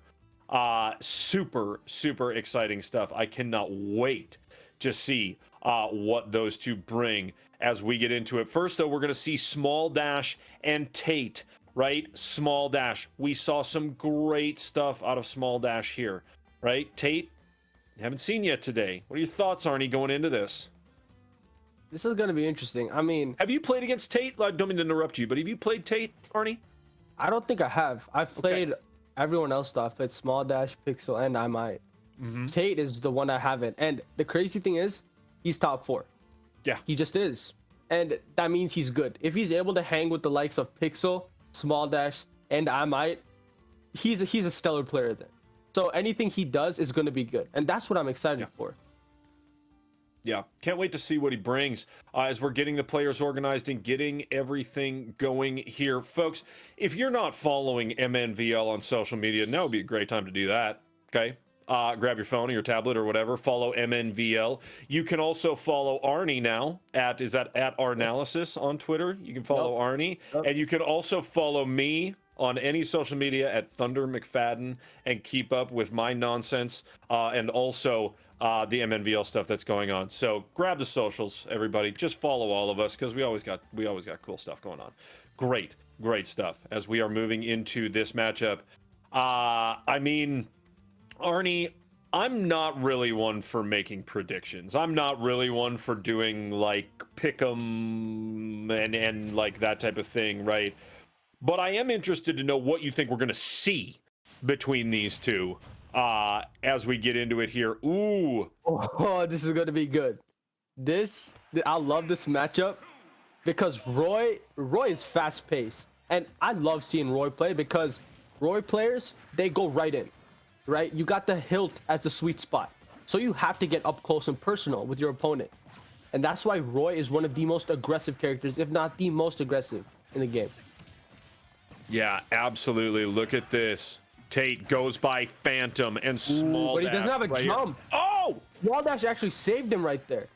Because Tate wouldn't have been able to make it back, but because Small Dash hit him with the downward angled gun, he was able to recover and come out of that free fall. That's crazy. That's nuts. And when you get hit like that, that resets your jumps and everything too? Not jumps, just brings you out of free fall. So that means you can act again, which is huge. That's why he's able to up B a second time. Ooh, missed punish right there. Ooh. Ooh, whoa. Oh, he almost had the read. Did you see that? He was just a bit early, and now he got punished for it. Oh my goodness. Tate is showing up to play, but at this stage of the tournament, that's what it's going to be about, though, is just that. Those small and quick opportunities. Wow. That was a scary situation right there for Tate. I mean, I thought he died, but luckily... There goes a stop! It doesn't matter. Roy's side B is even stronger than Cloud's limit cross slash. Just think about that. That's great. Limit cross slash is weaker than sweet spot dancing blade coming out from Roy. Yeah. That's absurd. Absolutely absurd. But as you said before, it's going to take Roy really getting into the fight, which means that Roy's going to take damage. You know what I mean? And we see it here. Roy well into the 100%. And Small Dash only just starting to take damage on this second stock. But the crazy thing is, Roy's not necessarily in a bad position because this just gives him rage, right? This gives him the ability to kill even earlier. Oh, he read his soul right there. He got read into oblivion. Oh, wow. My. What on earth, Phantom? Look at that, sitting at 142% and takes another stock to go ahead. Man, absolutely nuts. That was so big. That was a great counter, though, coming off of Small Dash. Joker has the best counter in the game. The hitbox is so massive. It's huge. And so it's going to hit below the ledge and catch Tate. You know, and that right there, though, I mean, Tate held on for so long, right? You see that Roy hanging on for so long. Between 120 and 140%, but look at that! Oh, man. What a side beat. Small Dash dropped his shield. And this is what Tate did a great job of.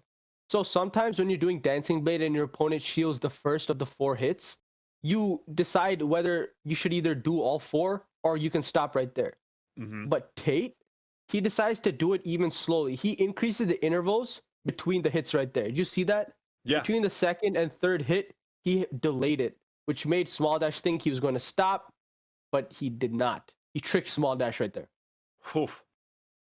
Man, and at this level of play, that is what it's going to take, Arnie. That's what we're going to have to see, is outsmarting your opponent and taking that moment, saying, no, you know what? I'm not coming after this attack 1, 2, 3, 4. It's going to be 1, 2, 3, 4, or 1, 2, 3, 4, whatever it might be, you know?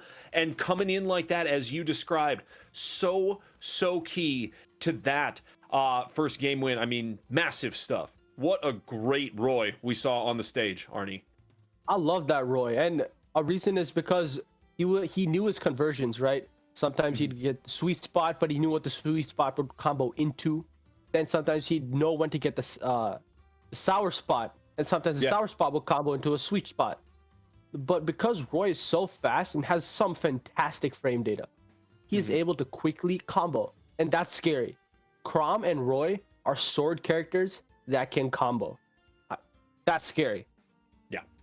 Yep. I mean, super scary stuff. And especially, again, as we keep talking about, when you get into these later rounds of the state tournament and the skill level is just so good, right? I mean, we mentioned it in that first game. Okay, it's not taking advantage of the other person's mistake, because you don't really get that opportunity. It's about outsmarting the other person, right? Because you're not going to have those mistakes really to take advantage of, or a lot of them. It does come down to either outwitting, outsmarting, or finding a way to take some sort of advantage of your opponent on the stage. Super exciting. Massive stuff. Look at that. That's crazy. We do, yes, I see that right there. We do have the score wrong on the top. That should be 1-0 for Tate instead of Small Dash, which is okay. Very, very easy to change. Not a problem at all. As we get into this game number 2, there we are. Tate up 1-0. Both of these players fighting for control of the stage. Arnie, what do you think about this stage compared to our first one, and how these two will interact as we go through? This is a weird stage because it's good for Roy because he can get some nice up air combos off the platforms, but it's also wide and has a high ceiling, so it might hurt Roy when he's trying to kill, but it'll also hurt Joker when he's trying to kill with the drag down up smash, and that's huge, right? This might hurt Small Dash because of the high ceiling. It is a possibility, but earlier in the day. Wow! What a beautiful call out right there. Small Dash knew Tate was going to jump and met him in the air. Perfect. Yep. Perfect stuff. That type of connection and that type of stage wherewithal. Oh! Did you see that? You spoke and you missed it. That's crazy. Unreal. That's how good Arsene is. Wow. Crazy stuff. And that is the thing when you have players of this level, all you got to do is just speak and you miss something. Yep, absolutely. I mean, it happened right there because Joker with Arsene is so incredibly good.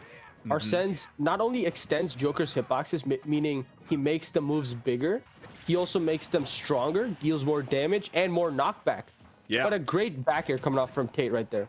Back air is so strong from Roy. One of his main kill moves. Super good stuff, but then loses another stock right here. Down a full stock is Tate going up against Small Dash here. I mean, this is very, very good stuff. This Joker, he seems to be coming into his own with this Joker, and making it very hard for Phantom to lay down the damage that we saw in game 1. His movement is just so much better, and that's the key thing of the game. Small Dash is moving so quickly around Tate that it's just difficult to keep up. It is just difficult for Phantom trying to punish that because Joker is so quick and Small Dash is making a great use of his quickness. Yeah, this is really fantastic stuff right now. Out of Small Dash, controlling the stage, there it goes! Goal. Wow. What a great follow off the stage. And Arnie, tell me exactly as we move into this final stock here, explain to me what Small Dash is doing to guard against the Roy here. So right here, Small Dash tried to go for the counter, but he missed it. But Tate he air dodged, and that was the problem. Small Dash ended up scaring Tate because he thought that Small Dash would come up with the back air or something like that, and that would put him in an even worse situation. But the thing is, I'm fairly certain Tate still had his jump. If we see right here, I think he still did, and so he could have recovered. But maybe just didn't know or didn't realize it, right? Yeah, and when you're in the heat of the moment right there, sometimes, right, those simple things, right? You're in the moment, everything's happening so quickly, and all of a sudden you're like, wait, I did have my jump, or yeah. Right, or maybe you just don't even think about it when things are that tight. Wow, Small Dash coming back to even things up. It's 1-1 in these semifinals. Unbelievable stuff. Wow. Look at that. Okay, so moving into game number 3, right? Are we gonna see a character switch? Let's wait. It looks like a no. And I didn't really expect to see one, to be honest. I think these two are very dialed in. I think, hey, we go back to PS2 right here, right? Yep. This is where Tate won the first game. And yep. Ooh, he is all over Small Dash. Wow, that was such a great combo right there. And he was just calling out Small Dash for everything he was doing. And that just made him eat 76%. So quickly. I mean, in a matter of just a few seconds. We're less than 30 seconds into this particular game. And wow, Small Dash coming back and evening things up, though. One thing Tate is doing a much better job of is recovering. Now we see he's actually air dodging to the stage now instead of going for the up B every single time. What? He waited. Whoa. That was perfect. He waited for Small Dash to come in and hit him with the F tilt. What a great job of just being patient. Yep. Sometimes that's the name of the game, Arnie, and you and I have talked about it before. Sometimes it comes down to patience. It comes down to, okay, can I take a deep breath here and not make an aggressive move when it's not the right move? You know what I mean? Like that's it's hard. It's very hard in these games to not just go ahead and go make an aggressive move, right? And then all of a sudden you regret it. But wow, the patience is huge. But Small Dash coming back into this thing. Small Dash definitely, it's not over by any means, because 40% combo, Small Dash could just hit a 40% combo and be right back in the game, right? He has Arsene now. This is huge. It's gonna definitely help him get the kill at 153%. Anything that he hits him with was probably going to kill. Yeah, you said it. Oh man, and right now Phantom just and look, this is now the second time in this matchup between these two that Phantom has been just riding with those high percentages. Just saying, hey, no big deal. I'm just gonna kind of take control of the stage. I'm just gonna take control of my space and not worry about it too much, right? Great back air though. I mean, that's correct. That's the name of the game. But one thing Small Dash should definitely try and do more of is fake Tate out. And that's definitely easier said than done, you know. One thing Tate likes to do is hitting Small Dash with that up B out of shield. And that up B is great because it deals 21% and it has super armor, meaning if he gets hit during it, it doesn't affect him at all. And one thing Small Dash could do is maybe jump close and then jump away, right? Maybe make Tate think that he's going to be jumping in, but then he doesn't. It's the small things like that that really are going to make a difference. Yep, you said it. As these two getting back at it now, Small Dash, the one well into the 100%, and really anything that connects will take a stock like that right there. And now Phantom up a full stock. They're just clean conversions, right? Forward air to neutral air to forward air. He just knows exactly how to combo out of each move that he's hitting. And he's optimizing it, and it's perfect. Yeah, so good, so good. Wow, look at that recovery right there. Ooh, that was interesting and a little bit unfortunate for Small Dash. He tried going for the counter, but that was a fantastic recovery. Small Dash went for the counter, thinking Tate was going to up B, and that would have killed Tate, but he didn't. He air dodged back to stage. Really smart. Yeah. Hops right over the top of him for the position and for the move. Very, very good stuff. That's it. He flew to the blast zone. Wow. What a powerful move. Unreal stuff. Look at that. And the thing that he does is, so you can angle the third and fourth hit of Dancing Blade. Sometimes if you want to get damage, you angle it down to get maximum damage. If you want to get distance and go for knockback and a kill, you just do normal to the side. And if you want to put him in a juggling situation, you angle it up. But the reason he angled it up only for the third hit is to prop Small Dash up into a position where he'll for sure get hit by the sweet spot of the fourth hit. Because sometimes if you get hit by the sweet spot of the third hit, you're going to be out of range for that sweet spot for the fourth hit. And that's why he angles it up, just to prop him into position. Big brain stuff. Big brain stuff. Wow. And now all of a sudden we are looking at match point in the favor of Phantom, right? Tate goes by Phantom. I think I think honestly the stage is really going to factor in this game 4. Tell me your thoughts, Arnie, but I think that if we see a weird stage or something like that, it's going to just kind of toss everything up in the air. I don't expect a character switch. I don't either. I think that both players especially, you know, they've won with their respective characters. And I think they've got to stick with it. They've got to stick with what's tried and true. Changing characters can help sometimes, but in this case, I'm not quite so sure. It certainly will throw off the opponent. But Roy, let's put Roy against Terry. that is, in my opinion, an even harder matchup, because one thing that Roy is great at is closing space. One thing that Terry isn't so good at is range, and Roy has that range. So I'm not quite sure a Roy versus Terry would necessarily be the right decision. So that's why I do think Joker is the best call against Roy. I agree with you. I agree with you completely, because what you have told us in your wonderful analysis, as it is always coming through, about Roy and the way that Roy as a character attacks, but in particular how Tate is using Roy to attack, right? Yeah. It's very aggressive, it's very calculated, it's very in your face.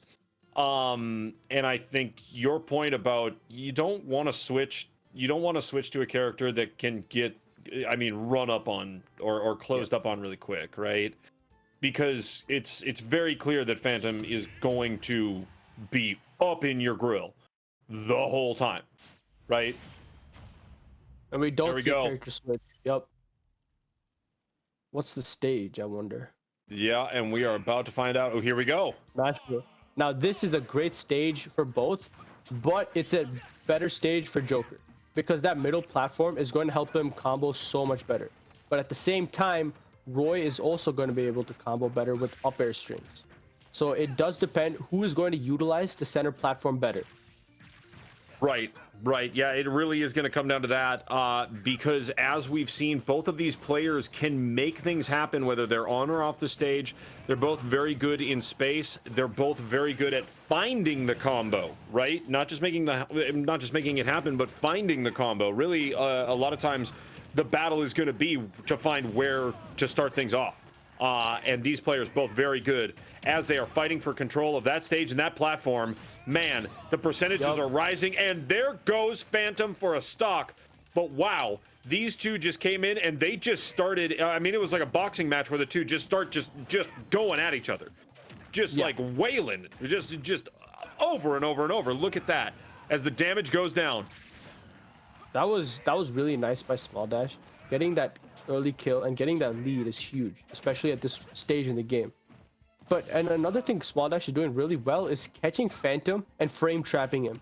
A frame trap is when a character's frame data is so quick that no matter what you do, even if you air dodge, you're going to get caught. So Joker might throw you in the air, and then he'll try and follow up with an up air. He'll miss, but he'll still be able to punish you even though you avoided the up air. That's what a frame trap is. Absolutely. Look at this. Ooh. Oh, it was getting very, very tight on the ledge right there. Those two going at it. Small Dash coming back in, but goes to the other side of the stage. Go ahead, Arnie. One thing I'd really love to see Tate do is whenever Small Dash drops from ledge and tries to go for that side B, one thing Tate can do is go and hit under the ledge with neutral B, but it doesn't matter because Phantom keeps getting hit by that counter. And the thing is, there's nothing he can do. That's just how good Joker's counter is. And the only way he can really recover is by going high or by air dodging to the stage. So he doesn't have to use up B. Totally right. Totally right. You know, I've seen both of these players do some really fantastic work of recovery, making it back to the stage, right? And look at these two. Oh, Phantom having to play off the stage so much right here. We talked about who's going to take advantage of the stage and the platform, and it's been Small Dash so far. Unbelievable stuff, but now Phantom getting that Roy into position to maybe take this stock and even things up, but no. Goes off the stage again. These two just trading blows in the middle of the stage, figuring out where the other one is at, and there goes the stock, even it up. Very nice. I mean, that's huge for Phantom, and at this point, I think all he needs is a grab. All he needs is to land a forward air and get a nice combo going with Roy. Roy's combos can deal upwards of 40%, just like that. And he's doing a great job right now of just getting whatever damage he can. Yep, you're totally right. I mean, look, Phantom on this last stock, on this last life, has done such a good job avoiding, blocking, and not taking damage. Oh, it's a bad spot. He might get countered. Oh, great air dodge. Great air dodge. Whoa! That's that kill? Unreal. What? He takes Stop. it. He steals it. Stop. Swipe or no swiping. What? Stop it. What was that? Oh my gosh. He got killed because it's that rage. Because he's at 120%, his moves are going to do more knockback. And side B is already strong enough as it is. What is he dying at? That is 70%? absolutely insane. That's cheating. That's got to be cheating. That's crazy. Oh my goodness.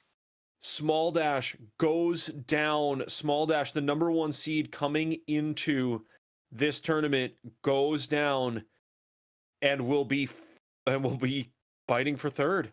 Oof. Wow, look at that. That was so unexpected. For the last 30 seconds, Small Dash was in complete control, right? And Tate, he knew exactly what he had to do.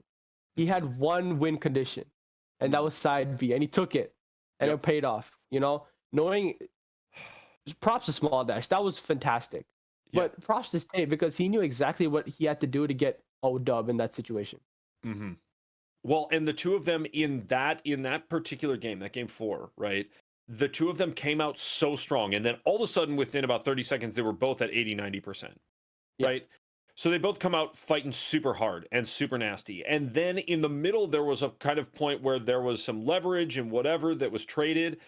But as it looked like Phantom was potentially going to go down, right? Phantom was down by a stock to a stock and a half at one point there. Yeah. And that's when the movement started. That's when the movement out of Phantom started. And at one point, we saw the two characters, literally, if the stage is in front, they were jumping back and forth to one another. Okay? I mean, they were jumping over one another. They were trading spaces, trading blows, and all of that. But Phantom just chipped away and found every single opportunity that he possibly could to take out Small Dash. And that's what happened, playing from behind, playing down by a stock. It didn't matter. Tate came out, and that was that. And now, there it is. Phantom going to be fighting for a state championship, man. That's wild. I mean, out of the 4 players that are in the semis, Tate is the only one that we didn't know. And we were so unexpected of what he would bring. But all that we knew about him was that he was good. Yeah. And boy, did he show us how good he was. That was phenomenal. I'm sitting here. You know, it's interesting for all of you viewers who have stuck with us and are going to stick with us. Watch my face every time we come out of gameplay and go into the replay, because it's happening more and more where my face is just like, you know, I'm like, I'm sorry, what just happened? What has happened right now? I'm looking for the words and then trying to figure out exactly what's going on. But these players are coming to battle. They are coming to get down to it and to fight. It is so exciting to see. Let's see if we can't get a look at that bracket here. As we are, there we go. And as are we gonna? Yep, there it is. Yep. Small Dash down to the bronze match, and Tate moving across to that state championship.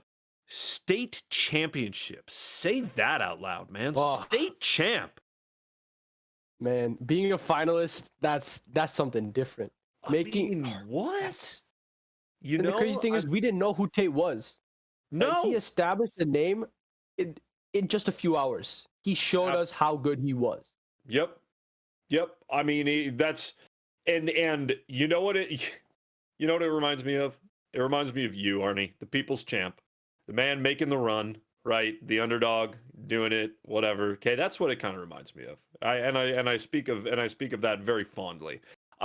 Because that, you know, casting you in that tournament and the run that you made, establishing yourself as the people's champ was awesome, and it was so fun to see and to watch. And now in Phantom, we're seeing this, a either completely or relatively unknown player making a run at the ultimate hardware. Absolutely insane, absolutely nuts, folks. We're not even taking a break. We are moving right on into Am I taking on Pixel. And as we mentioned before, there is a special extra little something to this matchup, and I'm going to let my man Arnie tell you exactly what that is. Arnie, tell me about this matchup, why it's special, and what we're going to see here. Both these players played last season in the championship, and this is when it was still double elim. And I played in losers finals. The winner would go on to grand and face Pixel, right? The crazy thing is, Pixel knocked me to losers, and I might knock me out. Both these players met, and I might won both the sets to take it. That's the crazy part. He came from losers and won the tournament.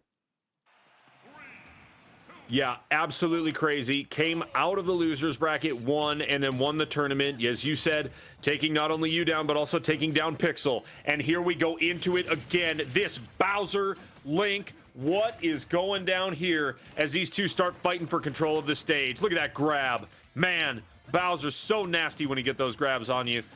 Coming out of the shield, looking for a connection. Wow. Can Pixel in this, can Pixel find a way to make those projectiles land like we have seen before? We are yet to find out, Arnie.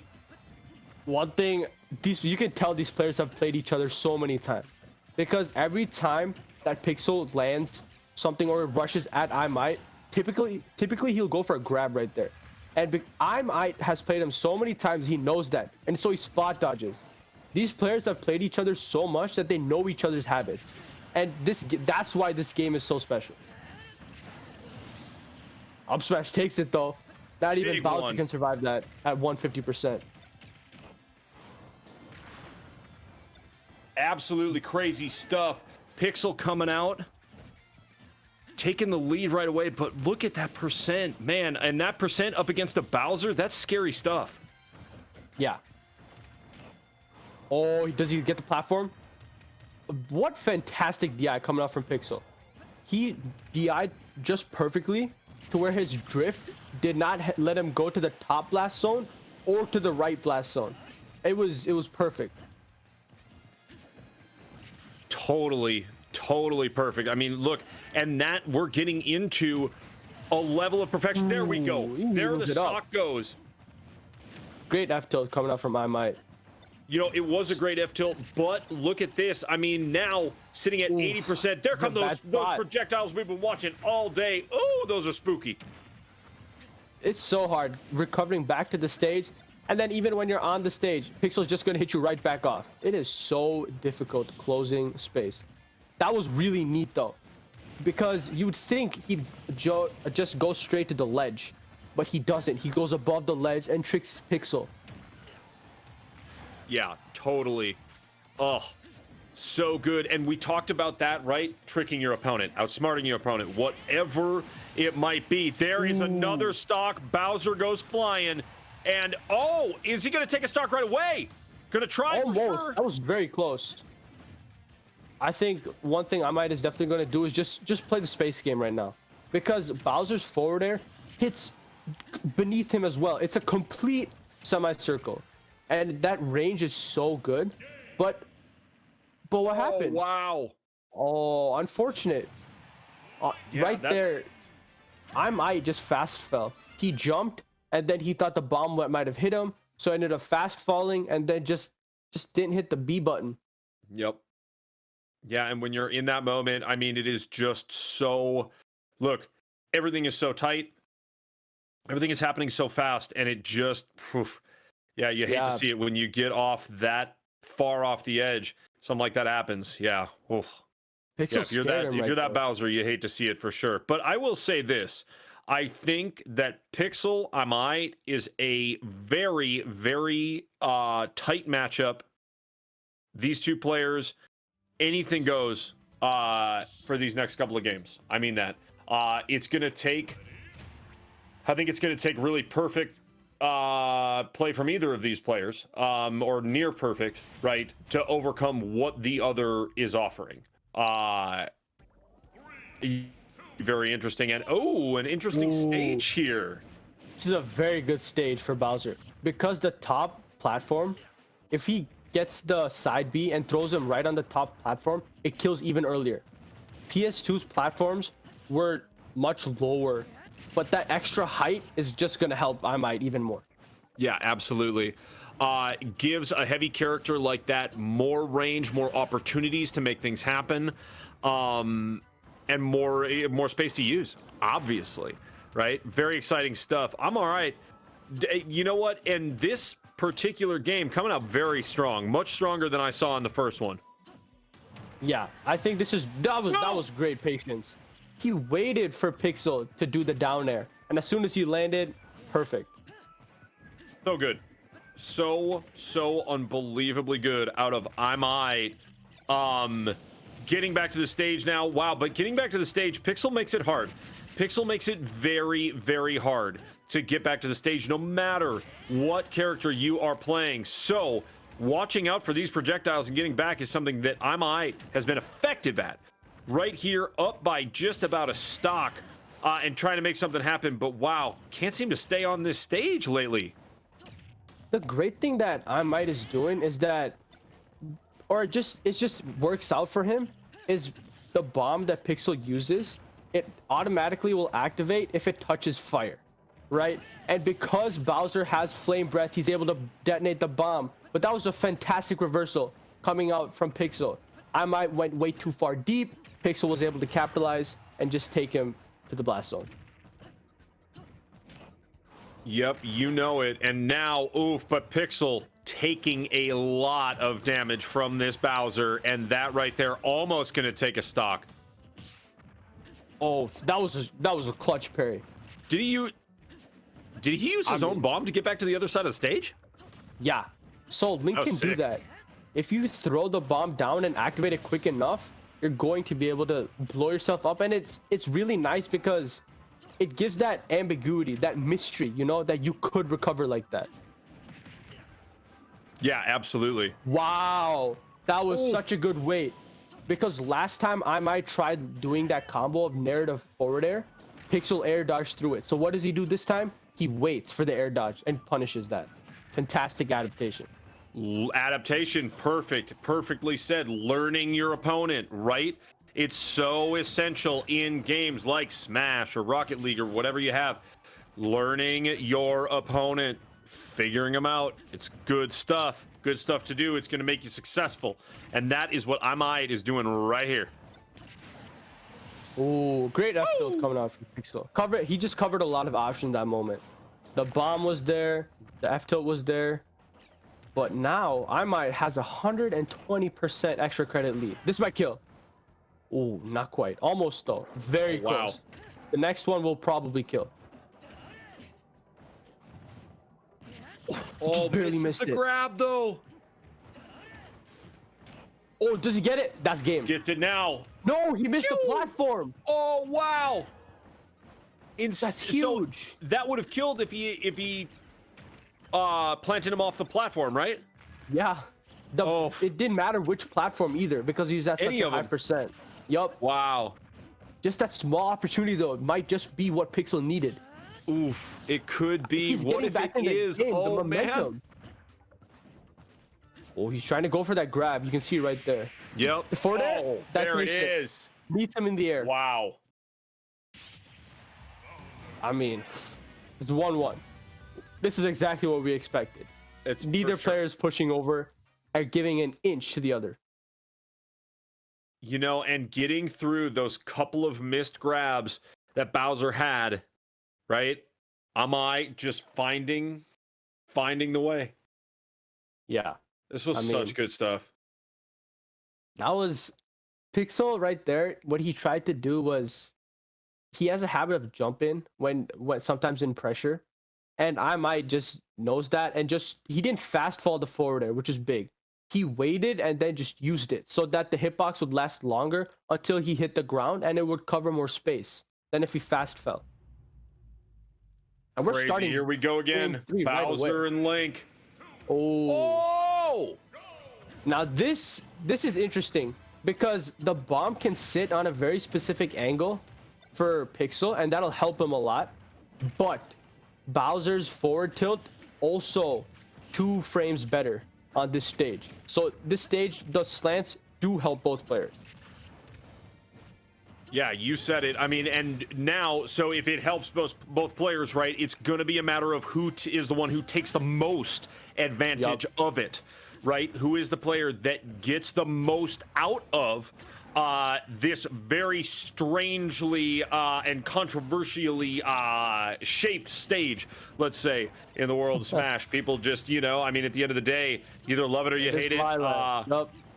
You know, there's no two ways around it. And so, as these two, they're staying very much toe-to-toe, but I'm losing the first stock.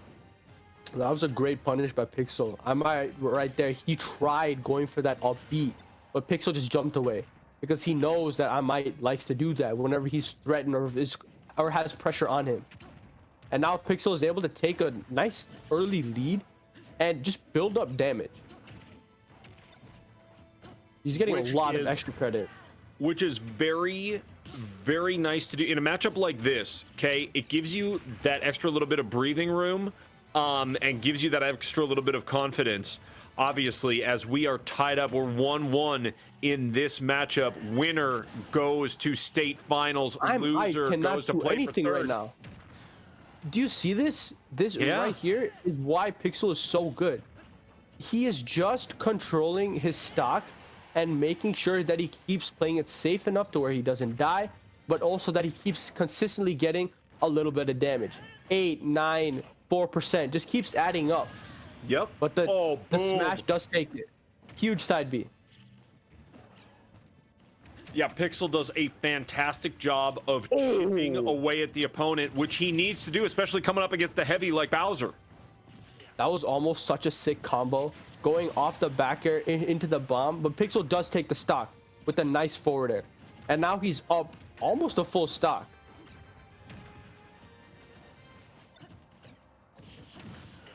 Yeah, sure is. I mean, and now look at this. Am I not quite looking as put together as we saw in the previous game? Pixel taking advantage of the stage, which we said was going to be essential on this particular stage, right? Taking advantage of those ledges and doing nice work. Am I already at 108%, taking some projectiles. He throws that bomb back. But boy, is anything going to be enough to take down Pixel right now, who looks just so tight. Smash. Yup. Oh! I saw it. I've been hit by that move so many times. It was great pressure right there. He hits him with the bomb and then with the neutral air, and then follows up with the 3-hit combo of the up smash. Because up smash is 3 hits, it's shield poked. So I didn't drop shield. His shield just got too small to where it didn't cover Bowser's big body like this. Crazy, look at this. The bomb, the neutral air, throws it up, and then just gets shield poked. Dude, that movement was so good. Ooh, it was just only me for a second there. I was like, where'd Arnie go? Where'd my man go? Oh, good stuff. As we are both back. Wow. Fantastic dub for Pixel.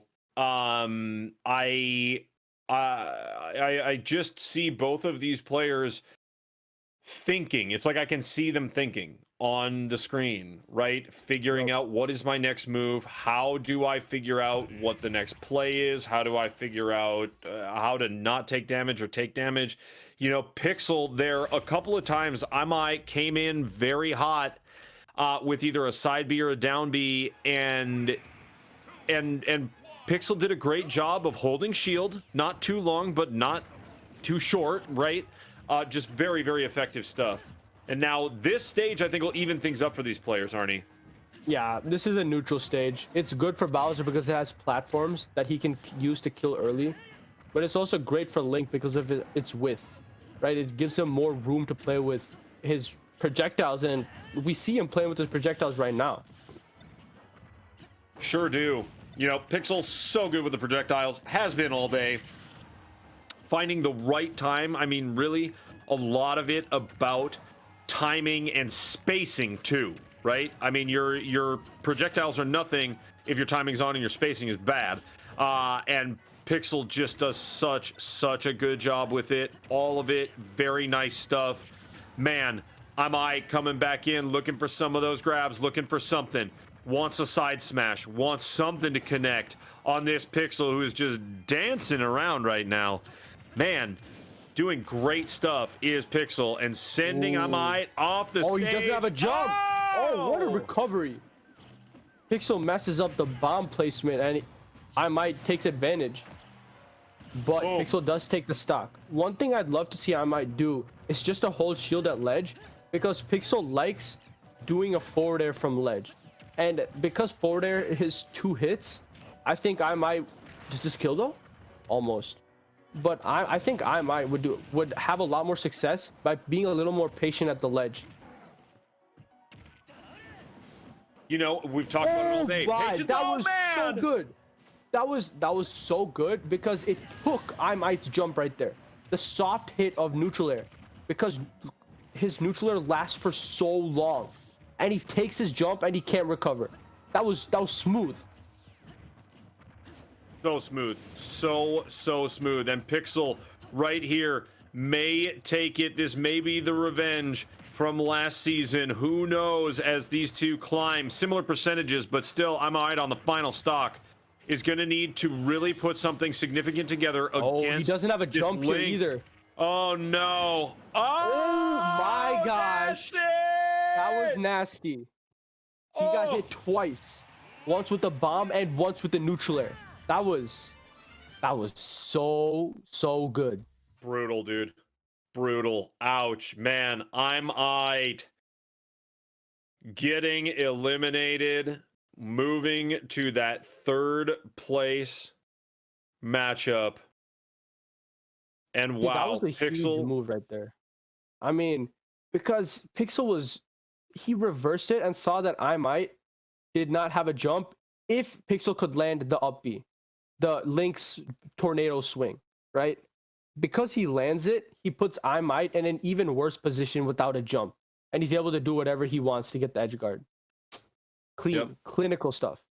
Sure is. It sure is. I mean, absolute clinical, surgical almost. If it wasn't for some really stout Bowser play out of Amite, right? Amite plays Bowser so well, gave Pixel a run for his money, took that game number 2, right, to even things up, and we saw what could have been a nice little run for Amite, but Pixel said, no, I think I know exactly where I want to go with this, and I'm putting the pedal to the metal, and that's where we are headed, folks. It's exactly what happened. Exactly what happened. Insane stuff. Let's check these brackets as we move into our, after our break, we're going to have our bronze and then our state championship. Check it out, folks. Small Dash taking on I'm Aight for that 3rd place, for that bronze, and then Tate and Pixel are going to duke it out to see which one of those 2 players is going to take home the ultimate hardware from MNVL. That state tournament medal, right?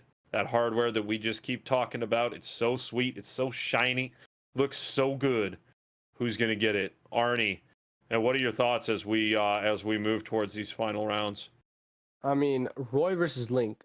That's a tough matchup because both characters can beat both characters very well. And that's weird to say, because Roy can absolutely rush down Link and just overwhelm him. But at the same time, Link can completely destroy Roy off stage with arrows and bombs, right? So it's going to be, how can Pixel edgeguard Tate, and how can Tate absolutely destroy Pixel and close him down on the stage? Yeah. Going to be absolutely insane to watch, folks. We are going to go to a brief break. While we are on break, why don't you go ahead and grab your phone or grab your tablet or whatever it is, and go ahead, follow Arnie, follow myself, but make sure you follow MNVL, Minnesota Varsity League. Follow MNVL on all social medias so you can stay tuned with not only what we have coming up for the rest of state tournament weekend, but also what we have coming up for summer. Okay, we're going to have some of these registration courses, right, for teachers or whoever it may be, from different schools, to go ahead and try to get involved with MNVL. If you're a student and you want to start a Rocket League team, you want to start COD team, whatever it might be, you want to start playing ssbu, okay, get a teacher or get a school employee involved, get your team set up, and then our conferences for those are going to be May 1st / June 1st. That'll be one of them. We have August 23rd and 24th, and then we also have September 13th and 14th. So pay attention to those things, folks. We're going to come back right after this, and we are going to go into our third place matchup. Don't go anywhere. We will see you shortly.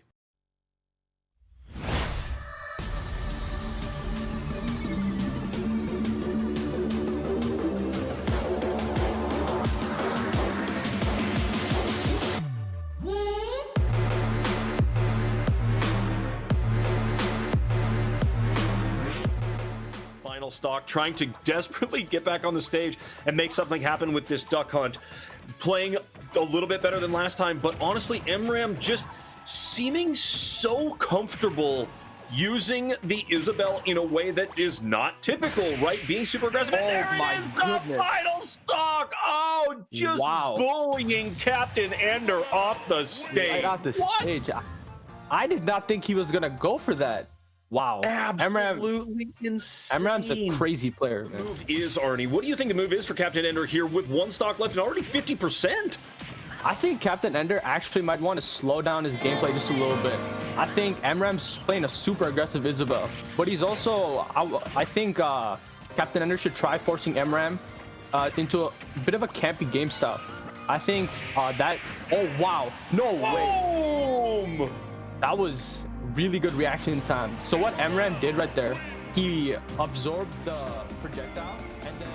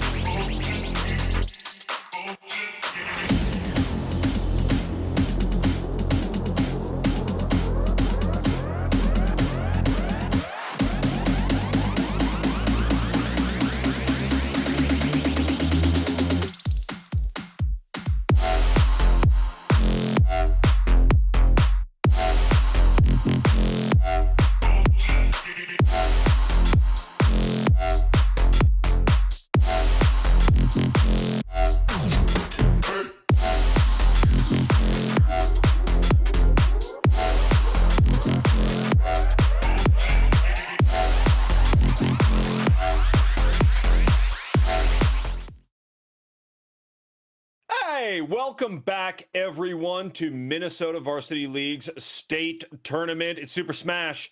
And Arnie, we are very quickly approaching the final matchup. But first, we need to find out who is taking home third place in our state tournament. So right now, we're going to see it's going to be Small Dash taking on I Might. Okay, who do you think Small Dash is going to play? I mean, we know we're going to see that Bowser, right? So what do you think we're going to see out of Small Dash? What do you think we're going to see out of the matchup as we go into this here best of 5 to see who takes home some of this hardware? Honestly, I don't know, but I think Joker would probably be the better bet. And it's for two reasons. Well, really one reason.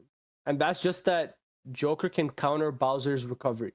And that's huge because both characters, Joker and Terry, are both great when it comes to just, dealing with space. Terry has great combos, so does Joker. Joker has Arsene and can kill super early, and so can Terry. But off stage is where Terry struggles. And that's where Joker is very, very good at. And so that's the reason I think that Joker would definitely be a better matchup to Bowser. But the only downfall is that Joker is light and Bowser kills very early. So that was definitely going to be the biggest problem that Small Dash is going to have to face.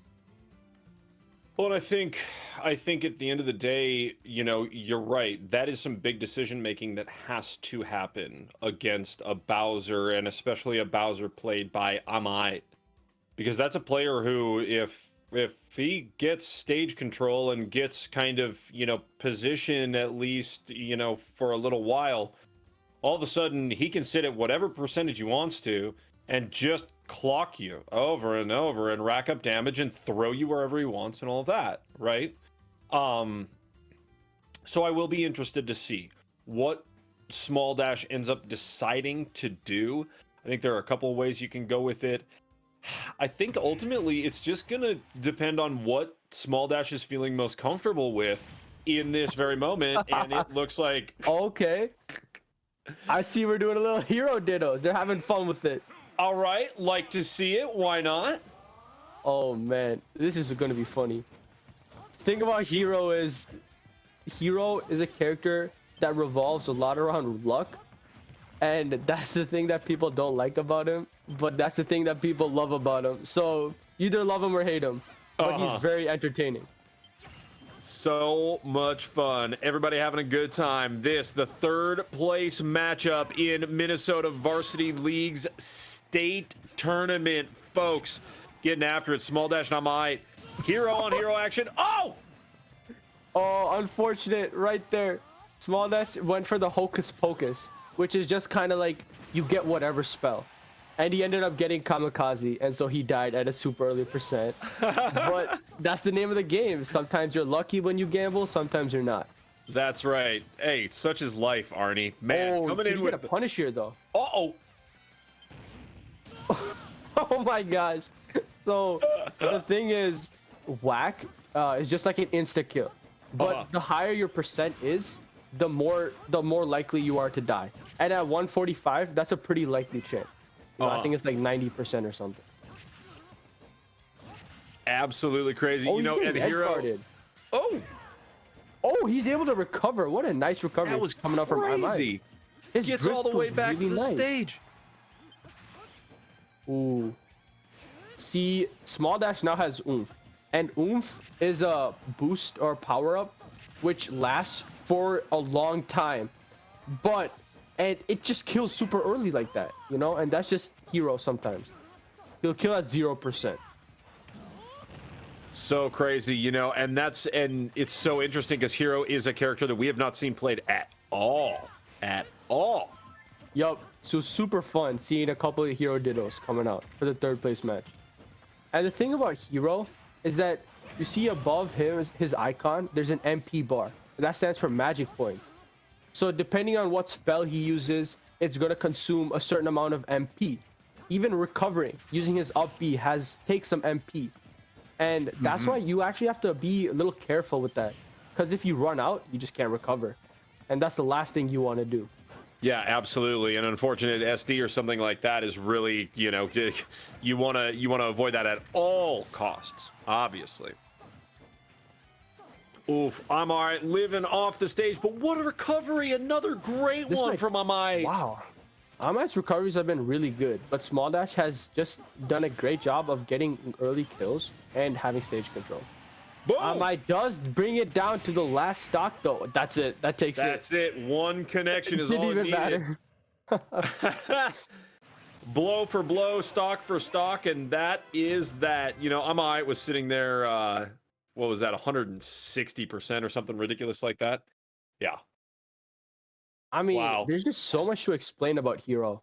Because even his specials, his side B, his neutral B, and his up B, they have 3 different stages. If it's not charged a lot, then it's like Kazap. If it's charged a little bit, like what he did right there with the lightning, it's like Kazapple. And then if you charge it all the way, it's just even more powerful, right? And so Hero has these levels to his specials, which is it's just cool. It's a nice design. Yeah. Absolutely insane. And I'm interested to see now that we have seen them, take on each other as the same character, right? Is that how they're going to go ahead and play the rest of this matchup? Yeah. I mean, these are two players, they've played against each other before, right? They're having a good time with it. Are they both going to go Bowser? Are they both going to go Link? Are they both going to go Sonic? I mean, who knows?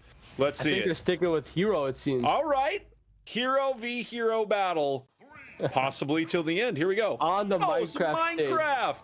Hey, look at that. Getting ready for tomorrow night, folks. It's the Bed Wars tournament. Oh man, this looks so weird. Minecraft and Smash. I still can't get over it. I think it's great. I think it's great. I mean, see, the thing about Hero is that his down B, which for some characters is like a counter, or like Pyramithra, their down B is they switch characters. But Hero's down B pulls up 4 random spells from a list of 16. Right? Some of them are like Flame Slash, or like Ice Slash, or some of them are power-ups, like Oomph and Psych Up. Some help recover, like Zoom. And then there's some that's like just huge, just like some Dragon Ball Z stuff. You know? It's just a huge like fireball called Magic Burst, but it uses all your MP, so it's a high risk, high reward move. For sure. And if you're in the middle of a fight right there, and you're playing Hero and those 4 spells come up, how often are you just immediately just clicking the first spell and hoping that it's a good one? And how often are you actually looking through the list and going through? I mean, honestly, I would be interested to know. I feel like in a lot of these situations, you're just going to get the list and you're just going to click and just be like, good, okay, whatever it is, I hope it hits. I think you gotta have a really good reading comprehension to be able to look away, read the 4 spells, choose the right one, and then look back as to the game. I mean, I think a lot of people just like the top deck, just choose the first one on the top. Yep. So funny. Oh man, look at those goofy Minecraft characters in the background just chilling as these two are duking it out on the stage. 2 stocks apiece, and now nice 1, move. 2. I losing another one. I mean, this is fun. Great Both characters, because Hero's a character that is honestly one of the most interesting characters because he has so many spells. I mean, he has the most moves out of any character in the game because his down B is technically 16 moves. Which is so crazy. So crazy. And so many of these characters are like really complex, or complex in a really weird way in this game. Super fun stuff. Man, look at this. On the last legs, and there it is. Ooh, barely recovery. living. This is so smart. I have to explain this to you. So right here, Hero's up B is like these 2 whirlwinds, these 2 gusts of wind that he summons. But right there, Small Dash had the spell called Bounce on him, which reflects projectiles. But the tornado that's created by I'm Ite when he's trying to recover is treated like a projectile. So he can't recover. And you saw right there, his up B ended up being reflected and he ended up getting hit by the thing that he's trying to recover by. right there. Oh yeah. It hit him Oh, right. It man. just hit him right in the face. He's like, ah! It's falling. so jank. Hero's a funny character. Oh, look at this. Hey, great stuff. Look at that. And now Small Dash up That's to phenomenal zip. game awareness. I mean, that's just so smart to go down there and reflect the gust of wind. That's really smart game knowledge right there. High IQ. Yeah, using that noggin. Using that old noggin right there, we can tell. Good stuff. And now, as we see, we have Small Dash sitting at match point, right? So this is, if they stick with the hero v hero battle, we're gonna want to see. I'm all right. Probably pull out some real quick first. Oh, they went random. They went random. Oh man. No way. Honestly, So what even is this matchup right here? this is a weird matchup because I feel like he's so fundamental. You know, you have to know the true inputs because him, Ken, and Terry, they're all like Street Fighter, Fatal Fury characters, and so they have their original game inputs that you can do to just kill super early. Absolutely. Such hilarious stuff. I love it. And what is this stage? Oh, so this is Mementos. It's from the game Persona 5. And so what Sakurai did was, if the stage was playing a song from Persona 5, it would be red. If it was from Persona 4, it would be blue. And if it was from Persona 3, it would be a yellow stage. And you can see right behind the stage is a big map of Mementos. Right, it looks like it's right underneath the city. So cool. Oh, very good stuff. We're getting just a little bit of lag, but I'm all right. Mine is first just stock. right. Woo! And now even up 2 stocks apiece. Oh man, both these players don't play either of these characters. But that was really smooth coming out from Small Dash. So depending on how you input Ryu's neutral B, you can get like the fiery version, and which is slower, does more damage, and is multiple hits, and it's just really nice. Awesome stuff. Look at how even this matchup is right now. I mean, yeah, this is maybe a matchup I would say in Chrom's favor, but just as I said that, Chrom ends up dying. Yeah, absolutely crazy. And there's another stock. Oh man. Woo. Man, it is neck and neck. That it is. 1 stock apiece. If Small Dash wins, there goes the bronze to Small Dash. If Small Dash loses, we go on to another game between these two. I would love to see another game because I imagine we'll see either random characters and a random stage or some combination thereof. It would be exciting to watch for sure. Oh, this could kill. I think his neutral beat. I think this is it. This kills at 23 maybe. Boom! Wow! Boom! He does! Boom! I might! Wow. As Small Dash is just dazed there in the middle of the stage, just powers up and anything. Boom! Oh man. What a great comeback though from I Might. I mean, you know, he's down by a lot, like 50%. Yeah. And he just gets this shield break. So good. Look at this. Ooh. And that neutral beat is insane. Waiting. Charges it up. Boom. So good. So good. Man, what a fun matchup between these two. Not taking it too wild or too seriously, just having a good time with it and enjoying the smash that they're playing against one another, seeing who's going to take home this bronze. Do they go with their mains? Do they go with random characters? Oh, they go random again. Gonna be on? Man, let's get down to it and figure it out. What do we have here? Little Mac versus Pac-Man. Oh, what is this? Oh man, this is such a weird matchup because Little Mac, he's so bad off stage because he's a boxer, you know? Yep. So the way he's designed is that on the ground, he's insane.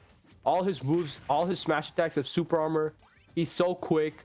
It's just, he's so strong on stage. But off the stage, he's very good bad. night, huh?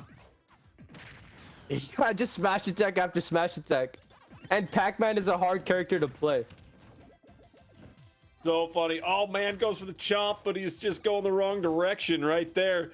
These two going blow for blow, in and out of shield. They're just, I mean, completely. I mean, this is some good old fashioned, just like backyard Super Smash, right? This is just when you're out there having a good time, hanging with your friends. Woo! This is just when you're having fun. Oh, but this is huge for Small Dash. So Little Mac has a thing called KO Punch, and it's a cheat code basically. You can die. It confirms at like 15% from down tilt. So it's true, and there's nothing you can do about it. If you get hit at a down tilt at like 10 to 15%, follows up with the KO Punch, and you're just dead. And now explain to me, is that a side B out of Pac-Man that sends out the little things that he eats? Oh, yeah, that is a side B. He sends out like the pellets that he eats, and then and you can send it in a different direction, right? Yeah. That's way cool. Oh, but he's got KO Punch again. Oh, he missed. Uh-oh. I mean, this is really scary for I might, just because Small Dash is just controlling the stage right now, and there's not much he can do because it's so hard to get in on Little Mac. And if you don't play Pac-Man, it's going to be a tough time. Yeah, right. Because you said Pac-Man is a very complicated hero, right? Yeah, he's a great character, and I mean, a lot of top-tier players play him, but he is very difficult to play. Or not very difficult. There's just a lot to learn. A lot to learn, I'm sure, and a lot to get going on. You know, that side B as a recovery, but also, or sorry, as an attack, but also a recovery. I mean, very interesting stuff. I kind of love this. Everybody we're doing random characters, having a good time. A little bit like the calm before the storm. We're having a little fun before we get to the intensity of the championship. Oh, what a great two-frame. Oh, that is it. Small Dash. Lil Mac taken out. There it is. Lil Mac taking out the Pac-Man in what was really, honestly, a pretty epic matchup for the Bruns. It was great. This was super fun to watch, man. Small Dash taking home that hardware. Well-deserved. What a day for both of these players. And this state tourney has been lit. It's had it all. I mean, it's had insane games. It's had super close ones. It's even had a little bit of fun in the third place round. Yeah. It's got a bit of everything. I like this. You know, I mean, both of these players getting into it, clearly friends, clearly, you know, just saying, hey, let's have fun with this. Let's have fun with this matchup. We love it. GG's to both of the players. But right there, Small Dash taking home the bronze in our Minnesota Varsity League state tournament. And now, Arnie, on to the finals. On to the finals. I mean, whew, we got a good one coming up here. This is going to be Phantom taking on Pixel. And both of these players going to be taking home some medal.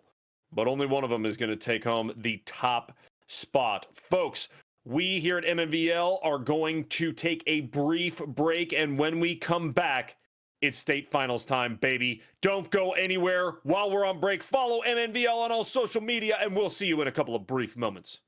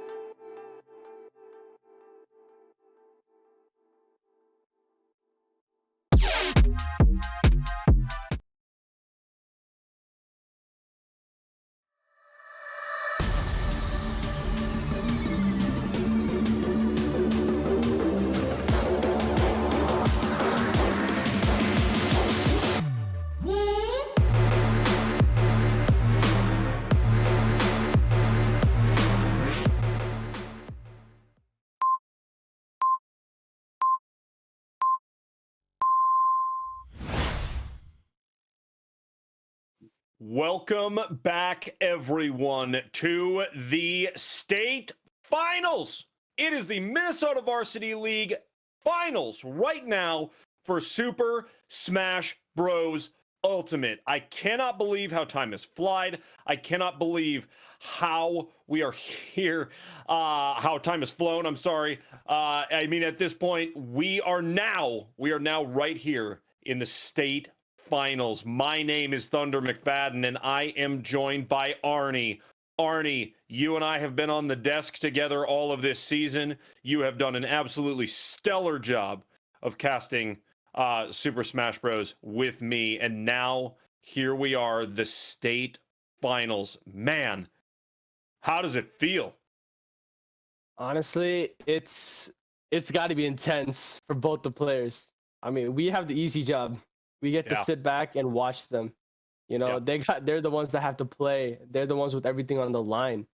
And honestly, I feel like if I'm Pixel, I want to win this thing. You know, getting second last year or last season was definitely tough, but I feel like Pixel can definitely just win it. You know, but at the same time, Tate has kind of come out of nowhere and has taken MNVL by storm. I mean, his Roy is really something. His Roy is so good, and you talked about it earlier, right? You know, as soon as we saw Phantom, Tate, whatever, you know, we got both names up on the screen there, but so we're talking about the same person if you are just joining us. Phantom and Tate are the same player, taking on Pixel, right? And so Phantom, so good with the Roy.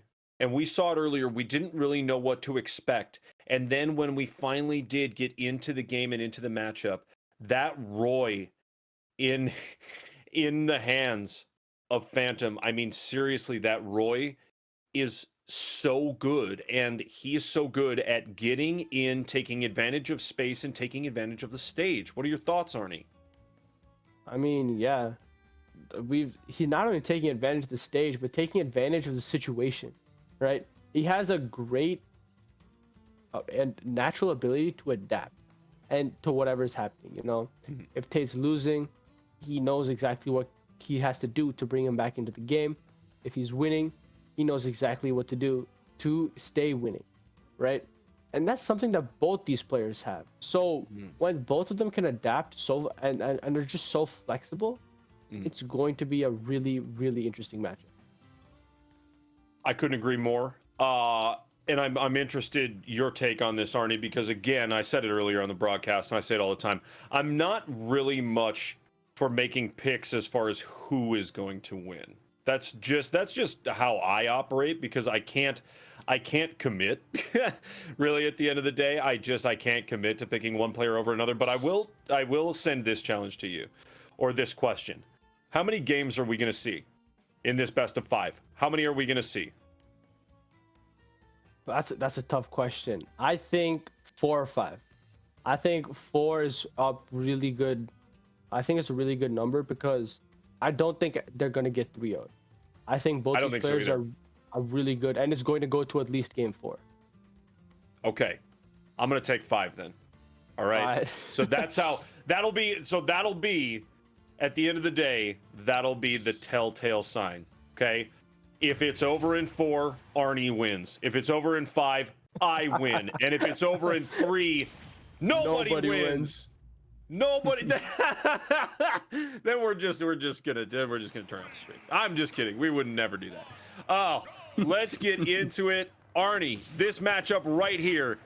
Oh, the Link and the Roy. We knew we were gonna see it, and these two trading blows right away, getting to that center stage. Fighting on top of that Pokeball. Man, these projectiles are coming out. I wonder, Arnie, what are your thoughts? What do you think the projectiles are going to, or how do you think they're going to play a role in this going up against Phantom?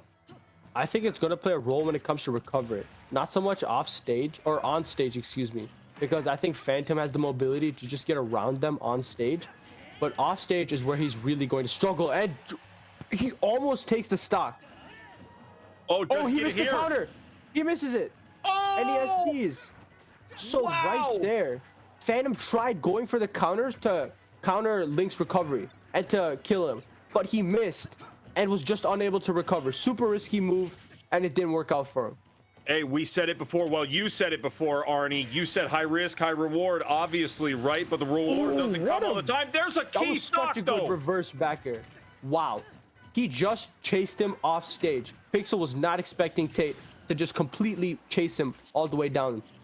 All the way off stage, really. That was just really beautiful. Yep. Great stuff. Fantastic stuff. And now, evening this thing back up. Man, is Pixel going to be able to take another stock No, right he here? takes another stock. Absolutely. 100%. There it is. And now, Pixel, one stock away from taking game one in the state championship, in the finals, right here. I mean, one thing Tate's got to do is really, really pay attention to how Pixel's landing, right? Pixel's landing a lot with neutral air. And if I'm Tate, I got to be able to parry that.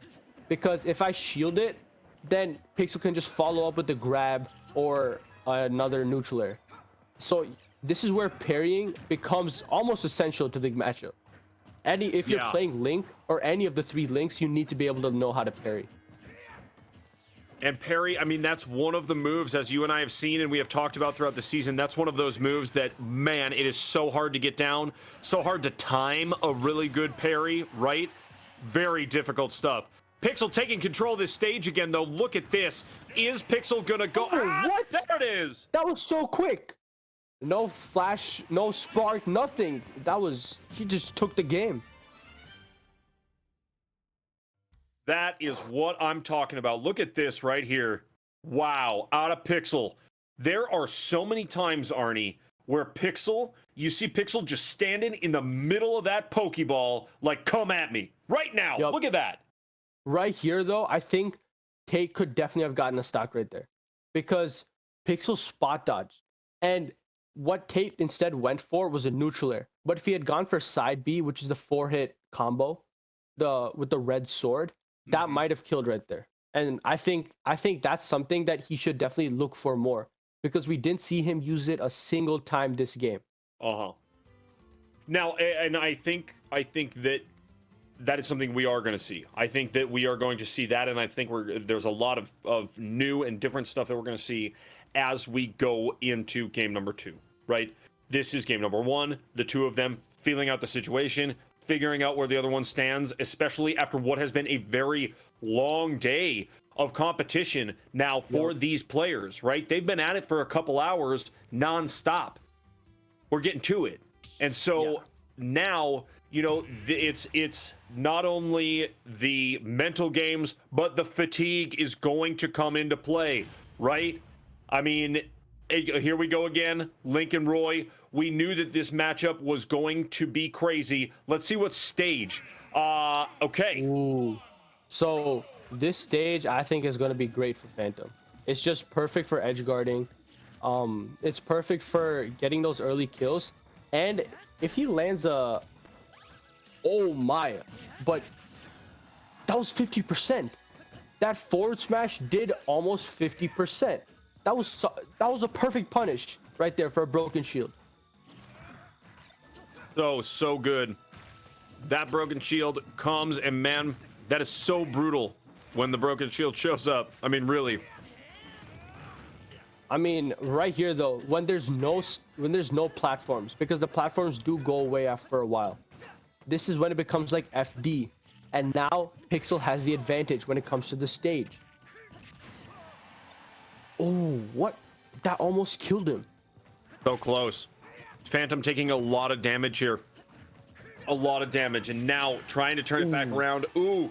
But chopping through that shield is a tall order and gets 3 cracks at it. And then Pixel says, nah, and sends him. Now 150%.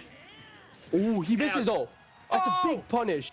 Now Pixel's off stage. Was a brutal miss. Oh, Phantom going off the stage.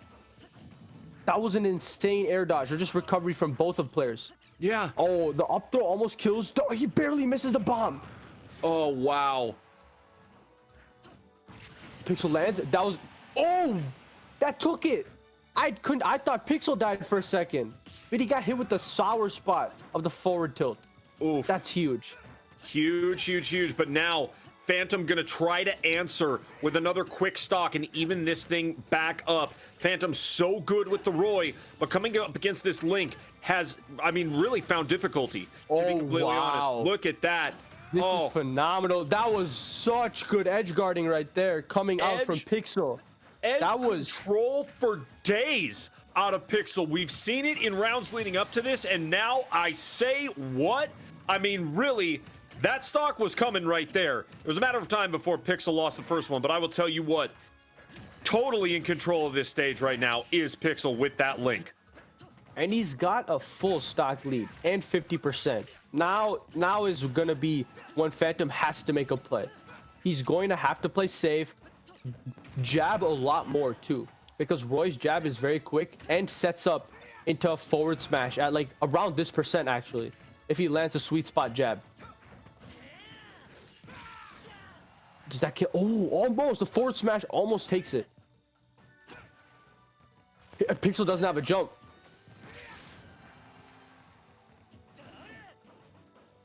Oh, he's re-grabbing ledge and he misses. He has sneezed. Pixel tried to re-grab the ledge, but Fast fell too far. What a huge opportunity now after that fast fall for Phantom. But can Phantom get past the projectiles? I don't know. Oh, but he recovers. Up air. Grab. Oh, wow. That was a really good combo. But it doesn't matter. He gets sliced in half. Oh, wow. My. And now Pixel. What on earth? Coming on so strong in this game 2. Wow. This was scary right here because Phantom didn't have a jump. And Pixel, if he got the bomb back quick enough, then he would have been able to capitalize. But there was a nice combo coming up from Phantom for a quick 48%. But Pixel just takes it with the F tilt. Just slices right through him. Unreal stuff. Look at how those projectiles connect. I mean, that little one, Pixel is just so good with that. And now, I mean, look, Phantom made a little bit of a run there, trying to get back into it, really did. You know, so props to Phantom on that, you know, that last stock bit of survivability, but still not enough. And now all of a sudden we're sitting at match point here. We may very well see what neither of us expected, Arnie. You said 4 games and I said 5. And we might be in big trouble here if it ends in 3. Both casters will be wrong. And I think that Minnesota Varsity League will probably just have to shut down all operations because the casters are wrong. I have faith in my man Tate. I believe he can do it. I believe he can definitely take a game and probably win the set too. I mean, he was making a good comeback. The thing that's really been messing with him though is that sometimes he rushes in really quickly. You know, when you're playing super aggressive all the time, sometimes you play too aggressive. And that's kind of the name of the game here. And I'd really love to see Tate use Roy's jab more. Roy's jab is one of the best jabs in the game. And we simply haven't seen him using it enough. You know, you can set up to jab to side B. That kills. You can set up to jab to neutral air, jab to F smash. It just sets up into so many things. Oh my, and now this stage is coming into play. What do you think about this stage, Arnie, with this Roy Link matchup? This stage is going to help Pixel more because one thing that Pixel likes to do is to reverse his up B, and so that it hits the other person. And Lilat makes it so much easier for him. We're going to see this a lot of times when Pixel is recovering, but then suddenly Tate is off stage for some reason. And that's just going to happen a lot more on Lilat. Absolutely. Man, as we get it, look, Phantom taking some damage here and getting bullied around by Pixel yet again on the edge of the stage. Seriously, Pixel so good at taking advantage of the stage, where it's at, what is going on, all of it. Fantastic stuff. Suddenly, though, the percents are very even. Oh, what a spot dodge! That was a big F smash coming up from Phantom, and Pixel had the game knowledge to just spot dodge that right there. But the back air wow. kills. Oh wow, and that kills, What a and now strong back air. Phantom ahead for what feels like basically the first time today. Yeah, I mean, this is the first time Phantom's had a lead against Pixel. Oh, that was such a good edge guard coming out from Pixel. Just making sure that Tate is unable to recover to the stage, and by hitting him so far out that he can't do anything about it. Crazy stuff.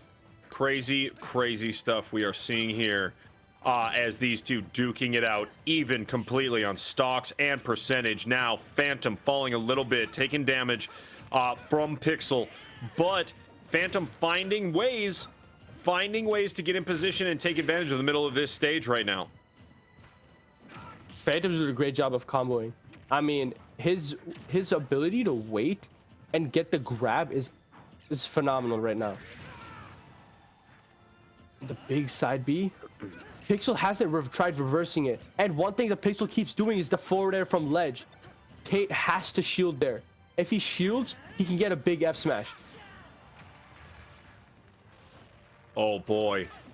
Now this is not necessarily something that we are used to seeing. A lot of Phantom in the middle of the stage and Pixel doing the recovery. That's not something we have seen a lot of today. But now, oof, fighting for control. These two, this is neck and neck, Arnie. This is absolutely insane. Oh my gosh. No, because both players are doing such a great job of keeping their stock. Neither of them is giving any way to the other person. Totally. And in and out of shield. Around. Yeah. Oh, Pixel doesn't have a jump, but he does recover with the bomb. Really smart recovery coming out from Pixel. Oh, and there we go. Big Phantom is the one who takes the stock first. Wow. What a surprise there. And now all of a sudden, Phantom getting back into this thing. The projectile goes back. Oof. I mean, oh, that was a really good after coming out from Pixel, because he knew Tate would just try and rush in.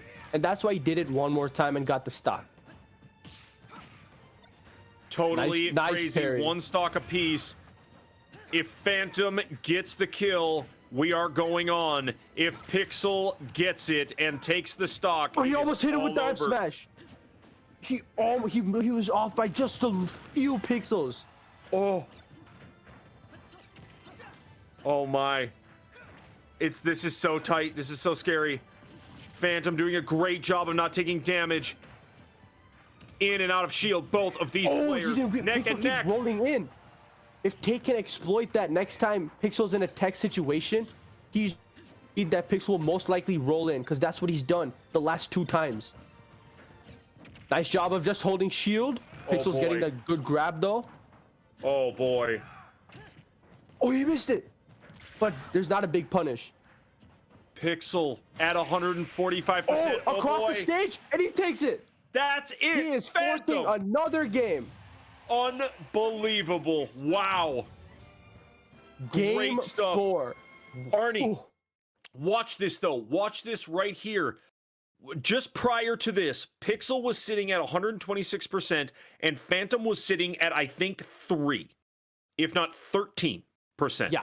And it just seemed like anything that Phantom was going to do was going to take that final stock. Yep. And Pixel found a way to stay in it and stay in it and stay in it, and then all of a sudden loses that stock. A nice move here from Phantom. I was surprised. I mean, it looked like it was all Phantom going into that last stock. And then Pixel starts playing his game, you know, getting back into it slowly but surely. But Tate, at that high of a percent, anything kills for Roy. Yeah. Because he's just a killing machine. He's so powerful. Totally. And, you know, to that point, we see in this Roy, right? Phantom is able to lay down that damage and use that power that you mentioned and you're talking about, use it and just wield it with such authority across the stage. And I think if that is what continues and that is what Phantom really focuses on, we may be looking at a reverse sweep here in our state finals. Absolutely. I mean, anything's possible right now, right? Unreal. Phantom played a fantastic game right there. Unreal. And we've seen Pixel play astounding the entire tournament, right? Pixel does have the lead though, 2-1 in the set. And so Tate is going to be playing from behind and will have to try and make something happen. But if anyone can do it, Tate has shown that he definitely can. Absolutely. Absolutely. Let's get into it, folks. We are into round 4. Oh, F smash! Oh! Oh, right there. He could have gone for the F smash, and that might have just taken Pixel down that quickly. I mean, Pixel's recoveries have been getting a little lax lately because he's kind of just drifting back towards the stage, but he's not being deliberate with his moves as much as he used to be. It's that fatigue that's setting in. You said it. I mean, at this point, now Phantom with just a little bit of a lead, but taking damage does pick. Who has that little bit of that? No jump. That was left? so smart. Oh! That was so smart because Pixel did not have a jump left. So Tate knew that the only way he could recover was if he used a bomb or drifted in that direction. He didn't see Pixel pull out the bomb, and so he just went for the forward air. Great. That was a great opportunity and a fantastic execution by Tate.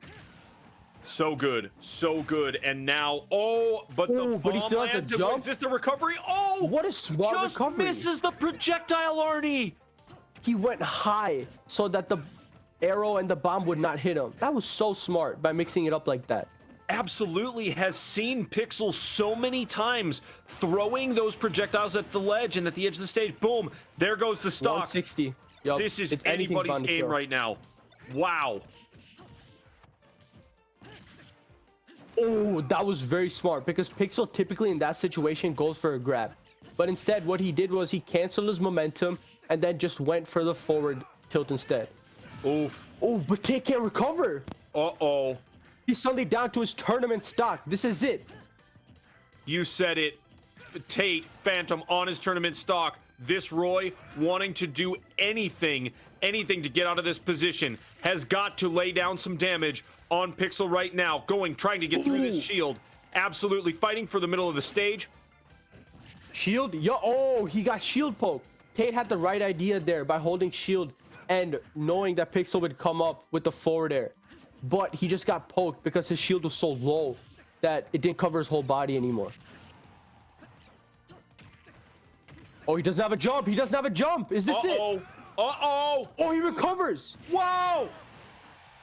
Unreal Pixel still is doing a great recovery. job. But Pixel is just unrelenting with his pressure. Oh, that's it. That's it. Boom! Pixel is your state champion. That is What that. a set. Wow. Oh, wow. That was So crazy. that was very impressive from coming up from Tate because right here he almost didn't recover. He didn't have a jump, but the air dodge came in clutch, gave him a little bit of momentum so he could make it back to the stage. But then suddenly Pixel comes out, gets the grab, and then just falls. He just fast falls with the neutral air. And because it stands out for so long, the hitbox is so active, Phantom just gets hit by it. The soft hit too. And it's just unable to recover at that point. Wow. That is that. So aggressive in that 4th round was Pixel, right? Came out super strong from the get, and then when Phantom all of a sudden is working with that single stock left, it was just an all-out assault from Pixel. Phantom did everything he could to get around those projectiles. Some amazing recoveries out of both of those players, but at the end of the day, it is a state tournament win for Pixel, folks. Wow. The silver is going to go to Phantom, but man, that gold, that top spot has got to feel good for Pixel. I cannot wait to talk to Pixel and find out exactly how he's feeling about this state championship win. Arnie, what a day. it feels almost destined. I mean, we saw last day tournament, he was this close. He was this close to getting gold. Close. And So close. And this year he just shows up. He says, "Nah, I'm done messing around. This is my year. This is my season. I want that gold." That's that. And you know, some of those stories are just they're some of the most fun to watch and to see, right?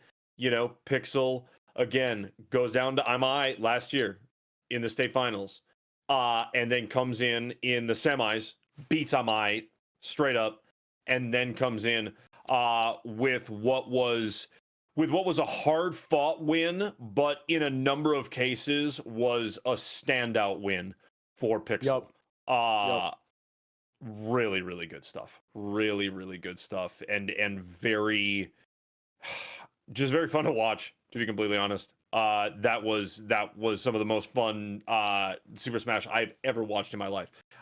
Between the finals and some of those semifinal rounds leading up to it. Super fun stuff. Amazing. You guys, we are going to try to get Pixel in here for an interview. So y'all, don't go anywhere. We are going to take a very brief break. While we're on break, go ahead and follow MNVL on all social media, and we'll be back with our player interview if we can get him in this Discord. We will talk to you shortly, folks.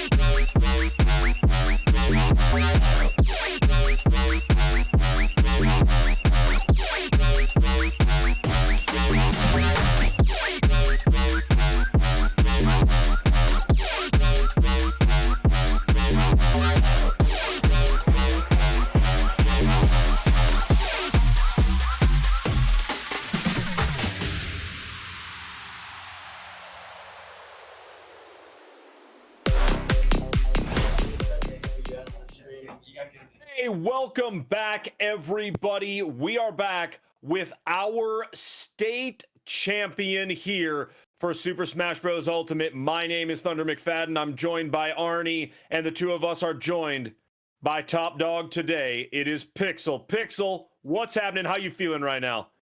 I'm feeling good. I'm feeling happy. I won the tournament. I'm really tired because I've been out all day, but we're good now. I can go after this is done. It feels really good. Awesome. And tell me, so I want to ask you about that, the fatigue, right? How does a day like today stress you differently as a player? Do you feel it? Do you notice it more either physically or mentally? What is it like on a long day like today? Well, when I first started playing the game, it used to be mentally because I didn't have tournament experience. And then I went to more locals and I got more used to it. But on long days like these, where I get to like these types of matches, it takes more of a toll physically. I have to drink a lot of water, and then it's mostly physically nowadays. but it goes both ways.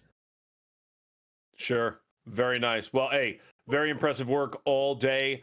Arnie, what do you have for questions? I'm gonna kick it over to you right now. I mean, that was dominating. That was really that was really special. How did it feel though, getting your revenge on I Might after last year's state tournament, getting him back? It was he's in my backyard because I played with him in the same area. But he's a funny individual. I didn't really feel much when I won. I just wanted to win against him because I couldn't take the second L against him. Not after last season. Sure. I felt pretty good. That's awesome. That's awesome. And look, it's so cool to get to know this community. And tell me, how tight is your Super Smash Bros. Community? How often are you playing with this crew? I mean, it seems like you guys kind of all kind of have a rhythm together, which is really cool. Well, with the group I play almost all the time. We just practice against each other a lot. Recently, because I'm a part of MVC and there's a venue, and I go there to practice locally because I just prefer it over online because I'm not a very big fan of online Smash Brothers. Sure. We just do it a lot. It's a good time. Awesome. Arnie, what else you got? Are you coming back for next season? Are you gonna be able to defend your crown? What do you think about that? Do you think there's anyone that can challenge you? I think I'm done after this season, mostly because I'm a senior this year. Oh. Okay. Graduating. Yeah. Well, hey, graduating on top, taking home that top tier hardware. It's got to feel good, and it's got to feel, I mean, tell me this. I'm sure after all of that, right, you're tired, you're a state champ, all of that. What are you going to go snack on? That's what I want to know. What's your snack of choice? What are you about to go munch on right now? Pepperoni pizza from. Nice. Yup. I'm about to get pizza too, but I'm getting cheese. It's so good. Arnie, you got anything else for Pixel here? State champ. Oh man, I don't know. That was just so much fun to watch. I feel like you were having a lot of fun because it showed that way. Playing against a lot of different opponents and definitely showing up and balling out. How was it? How much fun did you have? I had fun. It wasn't really like too crazy. The most fun games I had were the very last one against Phantom and the one I had with the previous champ. I had fun in the DK one too, but that one was very stressful. That got a little too close to comfort. That got very close. I had a friend in my backyard who was cheering me out when I was losing, and I was like, "Bro, there's no losers bracket either." So I'm like, "Oh." That's amazing. Oh, I love it. Well, hey, you know what? Congratulations, right? And we found out you're a senior, so congratulations. All right. Go on and do something amazing in the world after you graduate from high school. Congratulations on being state champ in MNVL. Go enjoy that pizza, my dude. All right, thanks guys. Thanks for having me. Pixel, great work today. GG's to everybody who played in this tournament today. Everybody who played. If you are someone who is interested in playing or interested in starting a squad at your school, please go to MNVL, go to our socials, go to our website, click the register button, and what you're going to see is information about our seminars that are going on this summer, okay? We've got May 31st, June 1st, that weekend. August 23rd and 24th, and then September 13th and 14th. These are going to be great ways to find out how to get your school involved in MNVL and get involved in this type of competition. Arnie, dude, you have done nothing but stellar work all season. You are one of my 2 young Jedi. You passed everything with flying colors. You're doing phenomenal stuff.